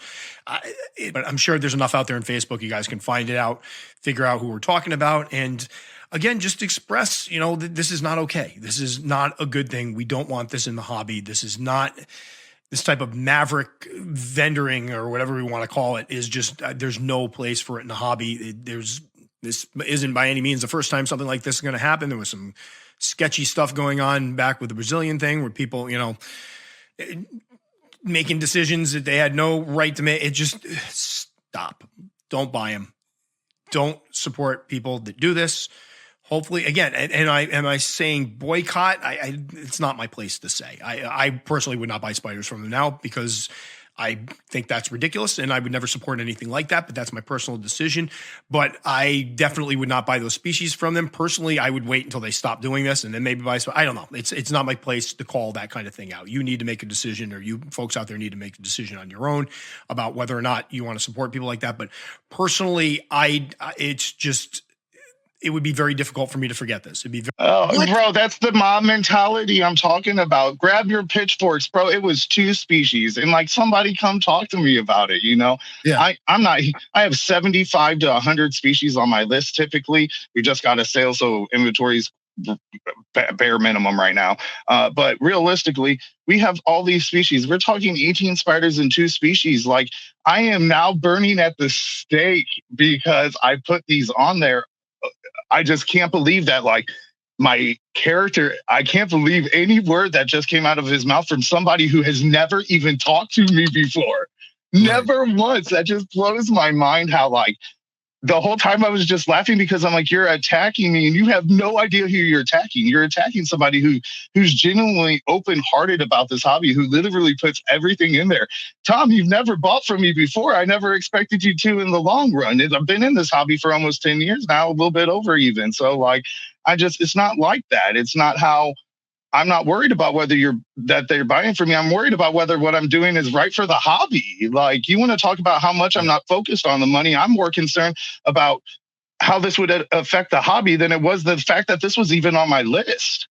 Like, well, I had a pull. In his defense, not to cut you off, but no, you're good. I feel like we owe him some defense here. We're two angry men that are just complaining. But yeah. He did say, in that clip, I believe it, that I just played, if not within the podcast itself, that he had been, he heard all these people saying all this negative stuff about you and about the situation, and I feel like I am in a unique position, similar to his position. That there may be a lot of people out there that are listening and consuming this content don't really are aware of, but. When you're making content and you're talking to people out there, you get tons of messages. I mean, like my Facebook messenger it's probably got like 20 or 30 messages a day. Instagram, another 20, 30, 40 messages. 20, 30 emails, I mean, hundreds of comments on YouTube. I mean, it's just like I wake up and all I see are just a long ongoing list of notifications of people that want to ask me. I mean, sometimes they're really good questions. Sometimes they're really dumb questions that I've answered in a half a dozen videos and hundreds of posts. And it's like, seriously, like you couldn't take 10 seconds to just look to see if I've already answered that 100 times, but whatever. I try to respond to as many of them as I can get to, but it's very easy to get caught into an echo chamber. And we see this like all the time on and when it comes to politics and religion and stuff like that on Facebook, that all the posts that you're seeing, but it's worse, I guess what I'm saying in our situation, because all of the emails that I'm getting, all the messages I'm getting are about me, and 99% of them are what a great person you are, and what a value and an asset you are to the hobby. And it's really hard to kind of stay humble and not start buying your own bullshit, like not stop Mhm. believing your own hype. And it's not difficult to go, I got 5 or 10 messages about this topic, everybody is talking about it. You know what I mean? Like that jump is real quick, because it's like, hey, if I got one message, man, not a big deal. I get 10 messages, I'm starting to get a little annoyed. And it feels like, it doesn't necessarily mean it is, but it feels like everybody's talking about it. Everybody's sending you messages. And it's in reality, it's probably the same 10 or 20 people that are always sending you messages about everything. It's like, Mhm. it's not thousands of people. It's not tens of thousands or hundreds of thousands of people. It's a handful of people that are just sending a lot of messages because they feel a connection to you, and they want to interact with you, and keep you apprised. And I understand that. But when I heard that, I was like, I bet it's not thousands of people. Like he didn't say thousands of people, but kind of alluded to the fact that it was hundreds upon hundreds of emails. It's like it was probably 5 or 10 people Mhm. that interact with Uh, them on a daily basis that were like, "Hey, did you see this shit?" you know? Yeah, I had that happen in the situation. Like there were multiple people that hit me up, and like to be honest, like you said, it's easy to get caught in like not answering them because you. I answered every single one of them, every single one, every single person that messaged me. I did. Most of were my customers, my loyal customers and followers and stuff, saying how much they appreciate me and stuff.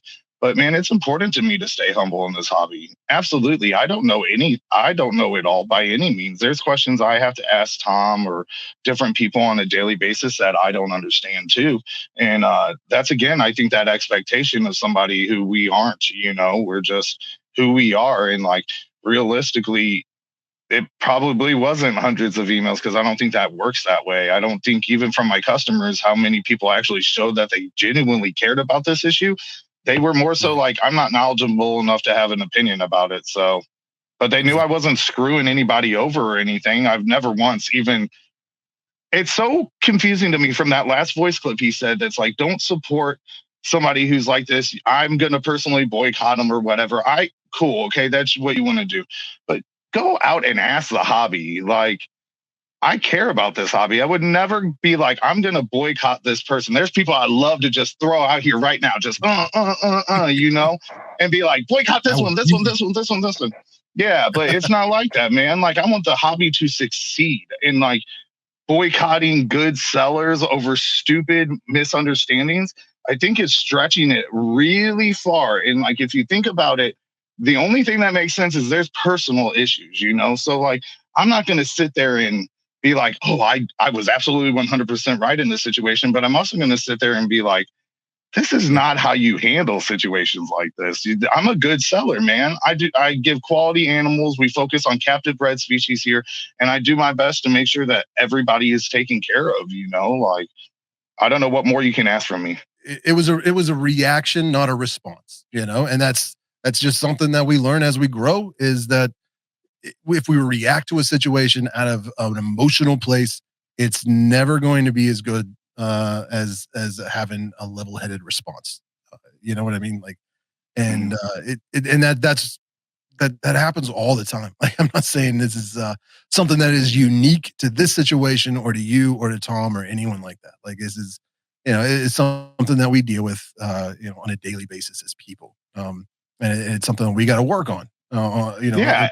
Something I got to work on. And I know how hard it is to not believe your own hype. Like, it's really hard when you have dozens of people sending you messages telling you these very positive things about yourself, and that they really look up to you and they respect you and things of that nature, to not start believing that, well, I am the arbiter of the tarantula hobby.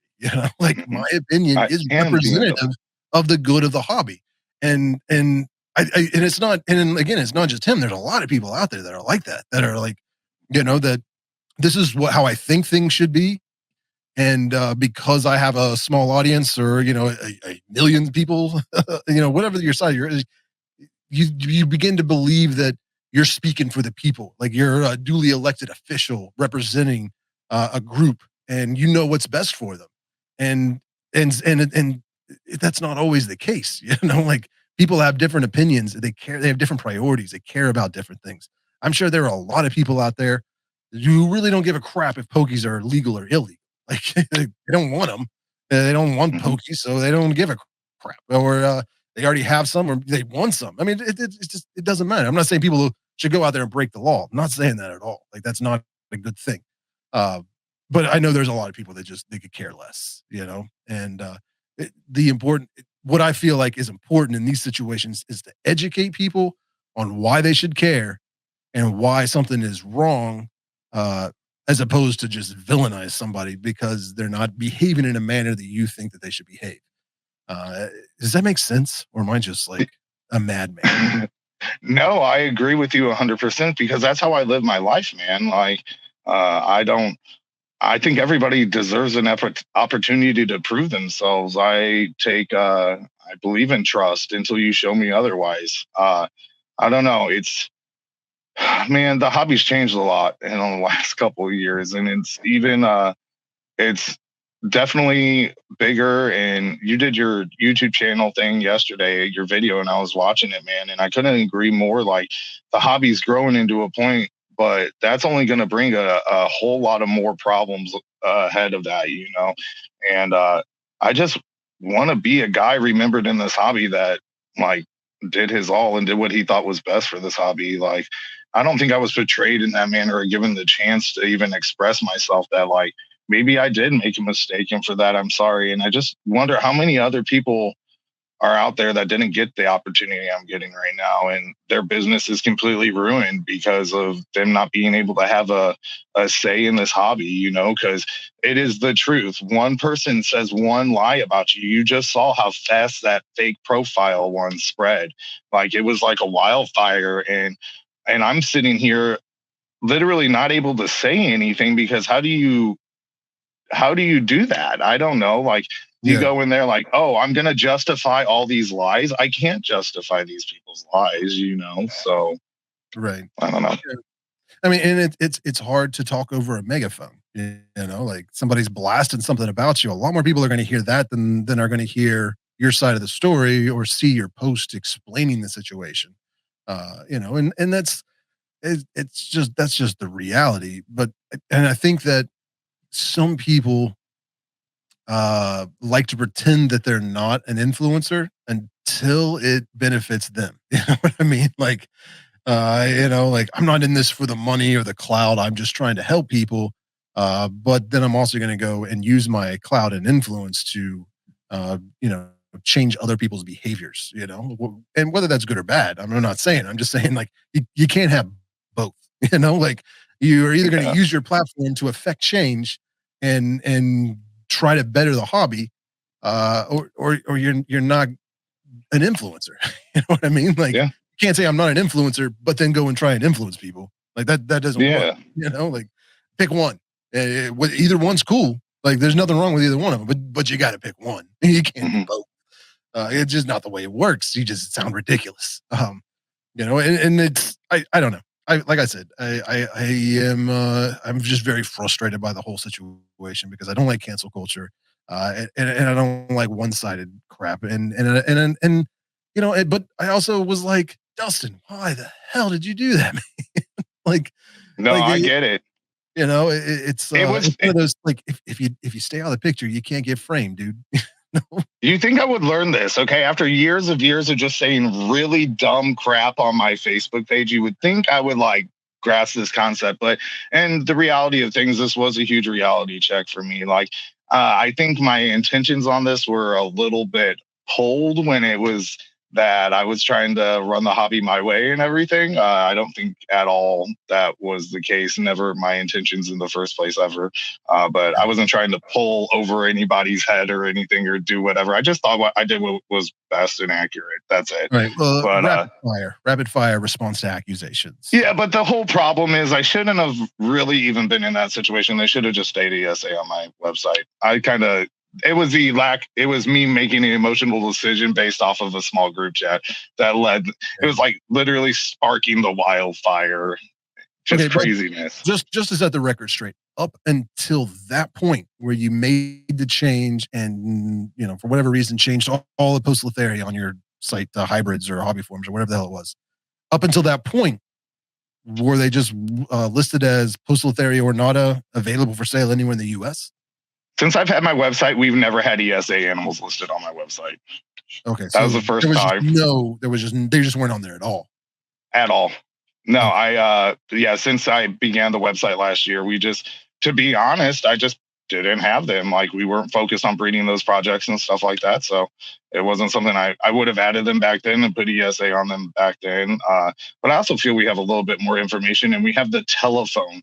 It's a miraculous invention that you can call and pick up and get a ton of useful information from different people. And I did that, and I just based my information off of what I heard, But realistically, it wasn't meant for malintentions or nobody uses the telephone anymore, dude. Oh yeah, right. In the 90s. Yeah, right. I'm just like, I don't know. I may have made an absolutely big mistake, and I should have never been poking that bear with that stick. But to be honest, it was just a mistake on my behalf. I want to paint an accurate picture here. So up until a few days ago, it's probably not accurate, but just for the ease of people understanding, up until a week ago, none of the banned pokies were available for sale on your website to anyone in any state. They weren't listed. No. Okay. And then a few days before all this blew up, you put them on your website as hybrids or hobby forms or whatever. The day that I got them, I did that, which was 3 days ago, since it was 2 days now. So it's been 3 days since this whole thing. Okay. And now this question you don't have to answer because I don't want you to incriminate yourself. But did you actually? No, you're good. Hang on. Go on your website and buy a banned species and you mailed it out to them? No. So somebody bought a mystery box and I included them in that. And it's not incriminating whatsoever because, again, they're not enforcing this by any means. So it's not incriminating by myself. But they put a mystery box in it. You can say however you want to. People are going to find loopholes around every law. So you could just say that this person bought a mystery box and I gave him those 2 freebies. But no, none of them ever have been sold since this whole drama issue. Not one has left my hands since this. So, okay. Well, I do feel that I am obligated by law to inform you that the past 3 years of me creating this podcast, YouTube channel, Facebook group, Instagram has just been an elaborate front because I am a federal agent. This is a sting operation. I was waiting. It, man. I love it. I love it because we joke about it all the time, me and Derek and my employees, because people don't understand, man. We have a good idea of what Fish Wildlife Service's job is and everything. And let me tell you how not worried. This doesn't justify incriminating, doing illegal activities or anything, but how not worried about they are on single hand-to-hand transactions. Like it is, there is a big fish to fry. That's your experience. That is just my opinion for sure. I'm on the other side. Yeah, that is extremely worried about it. Like that is my opinion. Nightmares because I have a P. ornata that I got, I don't know, a decade ago. But I know it's now a banned species. I have not moved it from this basement, but I still sometimes have nightmares that Fish and Wildlife will kick in my door just to confiscate my P. ornata because technically even though I legally had it, it's not happening. I know it's not happening, and it's just not happening. But there were a lot of things I were doing in my past. I was like, they don't care about me, and they kicked in my door. So yeah. I think I'm a little more hesitant to break the law than most people, I think. Absolutely. I'll be fair and give you that. Absolutely. I just know that Fish Wildlife Service, I have a really good relationship with them, man. I stay in contact with them because I want to be a law-abiding person, when it comes to my business, period. That's how it is. I have an agent. There's actually a Fish Wildlife Service agent that buys from me out of Texas. Great dude. Nice. Really enjoy him. Yeah. So, like, these people know me. They know my intentions. I have to admit, when I brought this up, they said it was a gray area. They never contacted me once during this whole process, except for the one phone call that I made that I was discussing something else, and this was brought up in topic, and it was literally a sentence answer they gave me. So that's all I based in my opinion off of was that. So Yeah.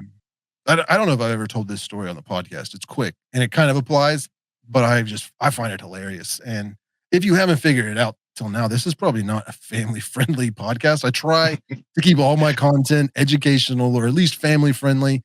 I don't know how many times I've cussed, but I know that it slipped out more than a few times. And I usually work really hard not to cuss, and I am working really hard to still not cuss. And those have came out, so you can only imagine the words that I bit my tongue on. Just because I have a foul mouth most of the time, unless I'm around my kid, and I lock that stuff down. But yeah, Me so too. this is just my last experience with the feds was I don't even know 10, 15 years ago. How old am I? It was probably 15 years ago. I was at my house in my apartment, hanging out with my girlfriend and her friend who was a dancer who got off work like around 4 o'clock in the morning. You know what I mean? And came over to our house, and we were hanging out and partying and doing, the fun things you do in your 20s.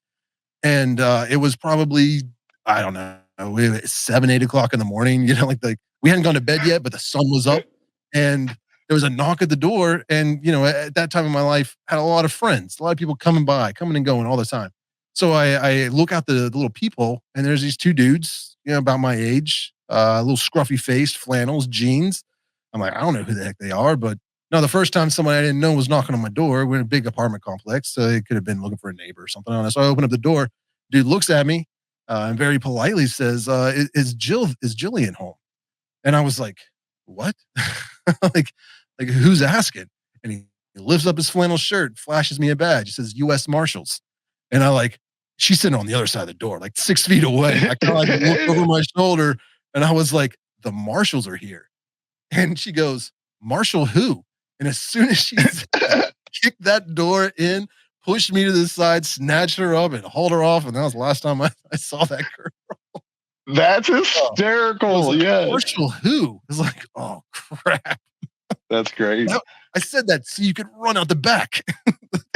You're like, who's Marshall? Oh, my gosh. That's fantastic. Oh, yeah, man. That has nothing to do with anything. I just thought it was funny. But I love that now. Thing I worry about when it comes to, I was at a reptile expo, and this dude came up with a T-Celedonia he had bought, like in the parking lot, like a drug deal. You know what I mean? I'm like, dude, what are you doing? Like, I mean, one, that's kind of dumb, but you did it. It's happened. But now you're out here, not only like showing it to people, which who cares? But you're like in trying to get me to record it, like film it, put it on YouTube. And I'm like, man, I don't know you very well, but I like you. You seem like a cool dude. I don't want to get your name and face and talk about how you just illegally bought a banned species in the height of the controversy. Like, I'm not doing that to you, dude. I'm not doing that. I kind of dug I kind of dug my own grave on this one. I realized that, and I kind of had to put the shovel down and just drop it, because realistically it was never meant to be what this turned out to be. But it's very it's crazy that it turned into this. I never would have imagined, honestly.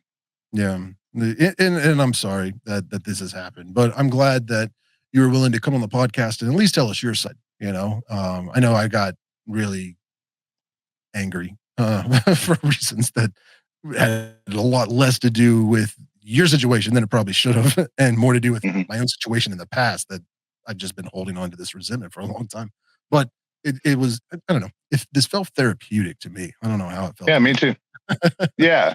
And I want to thank you again, because like you said, even though this could have, whatever reason this is being done, it still has given me an opportunity to clear my name. And like, I'm very thankful for that, more than I ever will be, just because I want to do the hobby right. I really do. It's my goals and passions to be doing this till the day I die. So I want to always have the backing and do what's right for the hobby, and I think that there was a lot of misinformation and a lot of just assumptions made that weren't accurate. And like, I am blessed to have the opportunity to come on here and tell you why I did what I did, even though it seems to be this huge issue right now. Mhm. I just want to Well, make sure that, yeah. Well, let's just real quick, just set the record yeah. straight. Just as kind of a TLDR at the end. Hmm. Put a period on this before we wrap it up. All right. So we're just going to kind of work down the allegations real quick, yes or no answers, or however you wanted to address it. Uh, Hmm. but to start at the top, do you sell wild caught specimens on your website? No. All right. Do you? I Are mean, you if they are, they're labeled. We have before, like they would be labeled wild caught. okay? Well, I guess. Oh, let me rephrase the question then, because that maybe that was a little. I don't know what the word is, but you would Yeah, think that no. those podcasts and make videos would have a very intimate relationship with the English language and would just be able to pick up all over the place and not stumble over his own stupid rants. Uh, so, do you? Okay, let me phrase it this way: do you sell wild caught tarantulas labeled as captive bred tarantulas, Never. intentionally deceiving people? Okay, all right. Yeah, So we never. cleared that one up. Do you currently have banned species of Poecilotheria on your website, labeled as hybrid that are available for sale anywhere in the U.S.? No. No, that has been taken care of. You, Mhm. but you did at one point have all the pokies on your website for a few days listed as hybrids. Is that correct or incorrect? As hobby forms, which Hobby. essentially means hybrid. Yes. Okay.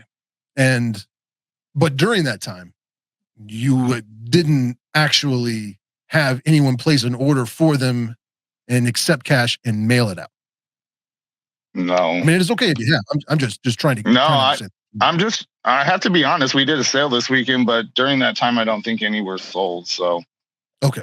I Okay. haven't looked over the sale records. We don't ship out till Wednesday. So, but I don't believe so. All right. We won't hold you to that one. Put All right. put it But this let way: me. even if there was, I will recanter them and I will issue refunds. Okay. That works for me. That's a stand up thing. All right. So are you filthy rich? Like, did you make a shit ton of money off of this little scheme you pulled past weekend? Absolutely. No, I'm just kidding. I had to. No, I did not. I was just teasing. Sorry, but I had to joke about it. N- no, I'm not rich by even running this business. I live in my parents' basement. So That's high I class live with living my right there.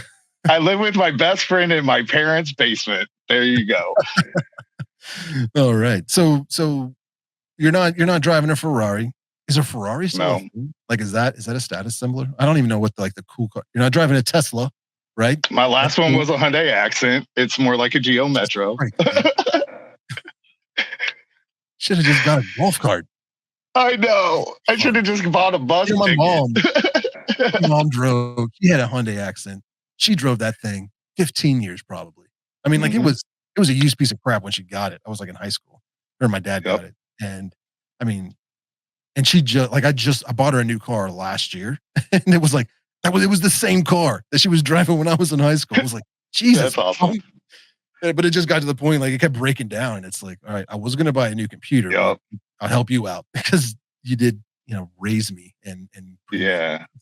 By no means am I rich or rolling in the dough or anything like that. Like I'm Yeah, just an yeah, average guy doing running a business is expensive. No one gets rich off of doing this. That's not yeah. I mean, if they do, they got a gangster level game that I don't have. I just do this because it's a passion. yeah, that's a weird thing that this misnomer in our hobby that the people are very critical of tarantula dealers because they're only in it for the money. It's all about the money. They're very critical of YouTubers because they're only in it for the money. It's all about the money. And like I look around, I'm like, I don't see anyone making any money. Like No, people are it's making a insane. living, but it's not even that comfortable. Hmm. Yeah, we make it, but to be honest, like it's not.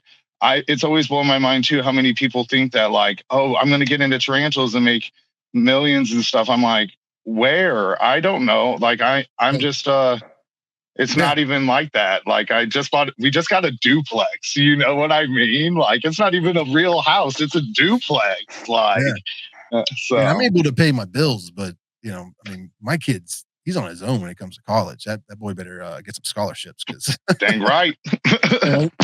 unless Bitcoin really comes through for me by that point. But Dogecoin. No, just kidding. you keep that crap meme coin out of this. Right. That's hilarious. All right, but so you're not driven by greed. You're not an extremely money hungry, selfish person.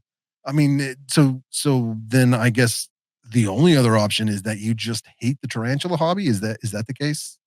Yep, that is Derek's laughing in the background. Yep, that's it. No, no, I don't hate the hobby. The hobby has haters, man, is what it is. Yeah, that's all it is.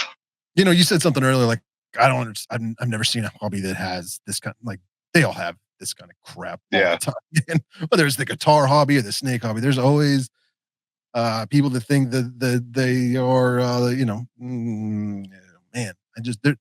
One day I will feel comfortable just letting my mouth say what it wants. I get it, but I'm not trying to burn bridges here, and I know that whatever I say right now, tomorrow I'll be like, I don't feel that way anymore. It's just how my mind is. Full of like very dark humor and anger, and it's life. I get it. So you are, you're not money hungry. You're not greedy. You're not trying to single-handedly destroy the hobby. You're just a dude, and correct me if I'm wrong. You're just a dude that loves tarantulas, that is trying to sell tarantulas so that you can make a living doing what you love, even if you don't get rich doing it. And you're not. I forgot what the other point was. But I mean, is that true, or am I off base? Man, to be honest, like the hobby, I'm going to be very honest and very personal right here. I'm very blessed to be able to do this. My dad has frontal lobe dementia, and I stay home and be able to take care of him. And through this business, it has allowed me to do as such and help my parents out in that manner. But this is my life, man. I mean, this ain't just a hobby to me. That really adds a whole nother level. Like when I'm not going to say don't buy any spiders from them, although part of me wants to, because I mean, your business is you're doing that because you have a sick father, and you're able to take care of him and still make money doing this, something that you love. But you're also, it gives you the freedom of a schedule and to be at home. And I don't care, even if that wasn't the case.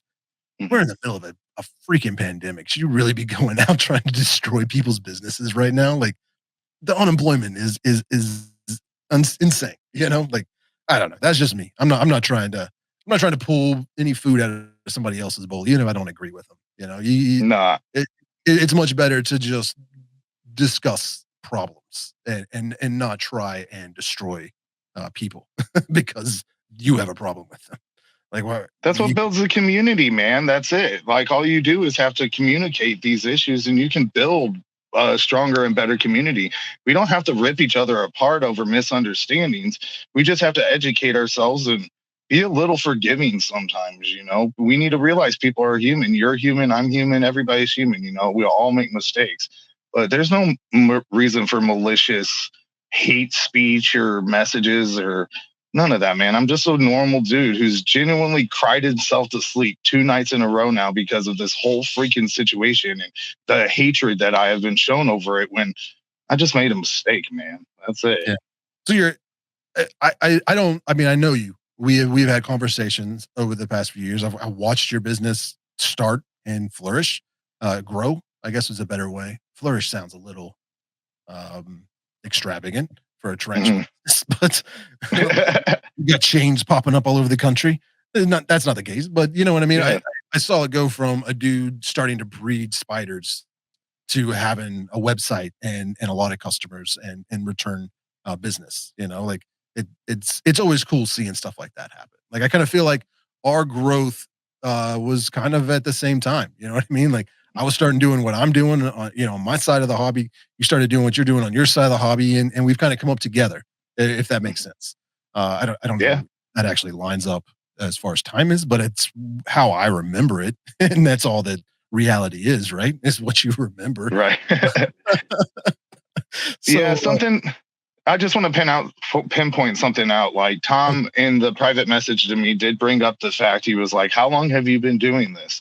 And I think you guys are giving me a lot more credit than I deserve. I've owned this business for 2.5 years. I've never taken a business class in my life before this. I've never done anything like this in my entire life. Like every day I learn something new about this business, on what to do and what not to do. This past 3 days has just been a lesson on what not to do, you know. I just don't think it was any of it is based upon the business ethics that I have, you know, and I do believe it was around the same time frame though that we grew together. So Very cool. Yeah. And I mean, you're right. Like that's what life is. We make mistakes. We learn from them. We admit to them. We say, hey, I screwed up, and we move forward. And we try not to repeat. Because unaddressed behavior repeats itself 100% of the time. So if nobody calls you out yeah. on something that you're doing wrong, at least I'll keep it on me. If I'm doing something wrong and nobody calls me out on it, I'm just going to keep doing that because I don't know that it's wrong. You know what I mean? And that's one of the things I value about this hobby and what I do is I make a video, I do my research, I talk to people, and most of it is just my own experience. And I put this together and I put it out there. And sometimes it's not all right. Like I make mistakes.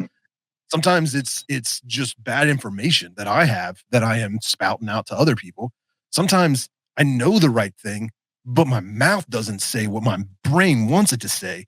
And when I hear it, so I don't know if you listen to yourself, especially when you're editing a video or something, you're listening to yourself. You know what it is you said. Now you're hearing it through your headphones, and sometimes there's this filter in your brain that's like, this is what I meant to say, and you hear what it is you meant to say, even though that's not what actually is being played. I don't know if that Mhm. makes sense, but Yeah. you hear what you want to hear.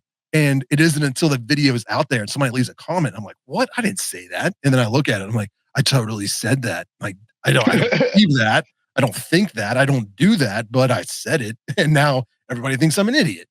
So I got to address that and be like, hey, that was my bad. That was a mistake. And I'm going to correct that moving forward. And it's always, dumb. And sometimes I'm just dumb. Like I just don't know. I didn't go to college for any of this stuff. So I think and Martin hates when I bring this up because I bring it up all the time. But it's like a perfect example that I read doing my research that this one species of Salmobius can double clutch. And then I was like, well, what exactly does double clutch mean? And I look up a definition of double clutch, and I don't know where. I can't find it now. I know that I looked it up though, but it said produce an egg sac, and then after a molt can produce another egg sac. So I said that. I was like, well, that's really interesting because how does that work? And then he leaves a comment like, that's not how double clutching works. It means they produce an egg sac and then they produce another egg sac before they molt, because once they molt, then they lose any sperm that they had. And I'm like, oh, that makes sense. I'm like, I'm Mhm. an idiot. And so I had to address that. And here I am addressing it again. Like I make dumb mistakes all the time. And it's not just putting out bad information. Sometimes we think something's funny, or something is clever, or whatever, and we say it and we do it, and it crosses a line, or it upsets people, or it's only funny to a small amount of people and ends up offending 10 times as many. And in those situations, you just got to address it and move forward. So I Yeah. feel like that's what we've done today. Yeah, and I Um, appreciate it, man. I really do. It's been a learning experience, this whole issue, even getting to talk with you. Like I really respect you being a real person and always giving people your whole heart, man. Like you've always been extremely real, and that's something I can respect a lot. And every manner that I know of, you've been a great real dude, and I'm glad you're a part of my life, and I'm glad you gave me this opportunity. well, thanks, man. That means a lot. Unfortunately, this is all just a mirage. Right. I'm a What computer is generated. reality? I only exist on people's screens. I'm not actually. Yes. I mean, who's seen me at? Well, I can't say that anymore. Some people have actually seen me at Reptile Expos, but that was years I ago. have. And I Yeah. was gonna say, I think we actually shook hands, and that's part of, Yep. and I We think that's did. part of it. That's why I can. That's why when this situation came up, it was a lot easier for me to be like to not get really mad and do something like Tom did right off the rip, because it's like I've looked you in the eyes and I've shook your hand and I've had a conversation with you. I know you're a real person, that makes mistakes and that has emotions and feelings and a livelihood that depends on your reputation. So it's like I'm not going to just go around slaughtering people just because I have the ability to do that. People will listen to me. And it's not just you. I mean, there's a lot of people out there like that. Like he would be. Man, it's just there's so many little dark secrets and alliances and all these like little hidden things in the tarantula hobby that nobody talks about. That I could tell you right now, but you probably would never see another video from me again because they would shut me down. They'd be like, "No more Mhm. tarantulas for that guy." I'm just kidding. Yep, But really, they're a mafia. it is. I'm just kidding. It really is. But It yeah, really is. but there is, and it's and like again, it's not just the tarantula hobby. It's everywhere. It's in every hobby that you can imagine in politics and religion. It's just the human nature, I suppose. But we're not immune to it here in the hobby. And it there was one situation, and we got to wrap this up. I'm sorry, man. I don't mean to keep you. No, you're good. But there was just a couple of years ago a really nasty situation, and I learned a lot of things about a few businesses, and I really wanted to like go public with it, like Hmm. an expose style, bust them out, show everybody their true colors, and I didn't, and I'm glad that I didn't because karma doesn't need me to do its dirty work. You know what I mean? Like Hmm. that situation resolved itself for the most part. Like their chickens came home from roost. They no longer give me or anybody else any problems. They just kind of fell off the face of the earth. And people are kind of mending fences and moving past that situation and on to whatever the next dramatic situation is going to be. But had I stuck my nose in that situation and got involved, it would just got cut off. You know what I Yeah. mean? Like I would have just become an enemy, solidified, and it would have been a mess. And I'm glad that I didn't do that. And sometimes when stuff like this happens, I have all of these screenshots of messages and Yep. conversations and all this kind of stuff. I want to tell everybody the truth. And it's like nobody cares really. Like as long as they're getting their Yeah. transfer for a good deal and are happy with the content that they're seeing on how to take care, like that's all people care about. Man, they don't care about our Yep. drama and our bullshit. Not at And all. I barely care about it. Right. But it's No, like I feel you. you do. Yeah, I absolutely completely agree 100% on that, man. Like I nobody really cares about the crap that's going on. Like, but I always want to just make sure that like make. I don't know. I felt like a little kid getting beat on by like a 10th grader or something, just because Yeah. like I don't have your platform. Yeah. And maybe that's an Appalachian thing, but I was always raised, always punch up, never punch down. You know what I mean? Like, you speak truth to power. You fight the man. You don't pick on the poor kid down the street. Like that makes you less of a man. And that's so when I see that kind of inequality, it's like, I mean, if you want to go out there and make a video blasting exotic slayer, more power to you. I'm not gonna get. You want to go make a video blasting some dude that's got 300 subscribers on YouTube? Like that's messed up. Like that's crossing the line. Yeah, You I know, agree. and even if they're doing something wrong, like you can address that privately and try to resolve that situation. And then if that doesn't work, well, then what other option do you have? But really, I don't know. For the sake of community and just I don't want to sound like a complete hippie, but peace and harmony and all that good juju. Mhm. We should we should just try and treat each other with a little bit of respect and understanding and a benefit of the doubt. You know what I mean? Like if you're going out there like murdering people, then yeah, we should probably get you kicked out of the hobby and not have anything to do with you. But you know, making a dumb mistake is not a death sentence. I don't. At least it shouldn't be. And I'm glad that you were willing to come on here and address this issue and talk about it. It's been fun talking to you, and I just. And again, I really want to reiterate that I have the utmost respect for Tom Patterson, or not Tom Patterson. Well, I mean, I do have the utmost respect for Tom Patterson. He seems like a good guy, an amazing or spider breeder, and funny. And it probably is irritated as hell that I just confused Maria and Tom Patterson. Maybe I did it I on think they're purpose. gonna think, yeah, that's funny. But yeah, so utmost respect for Tom Moran and his podcast and website and blog. And YouTube channel and all that other kind of stuff. Like great information, a great dude. I just disagree with him hardcore on the way that he handled this situation, and that's why I made this podcast. Mainly because I just want to be like, hey, I don't agree with that, but also because I was like, I don't think that you portrayed this man, Dustin, the way that reality actually shows that he is. And you've always been a kind-hearted dude, big-hearted dude, very friendly, understanding, generous. And I'm not gonna judge you based on one bonehead move that you made. Like I appreciate I don't that. know you. I'm not in your shoes. I don't know what the situation was, but what is important, more important than the fact you made a mistake, is that you rectified that mistake. Because not many people will do that, and even less will apologize publicly for it. So I mean, in my book, you're a good dude. I So appreciate thank that. It means a lot to me. Awesome. Well, you're always welcome to come back on the podcast anytime. It's always fun talking to you. And I'm sorry to keep you on here so long. My intent was an hour podcast, in and out, quick, to the point, and then I ramble about stories from my past. And And then you deal with me, so of course it's going to be extended. I mean, right now it's almost 8 o'clock on a Monday night.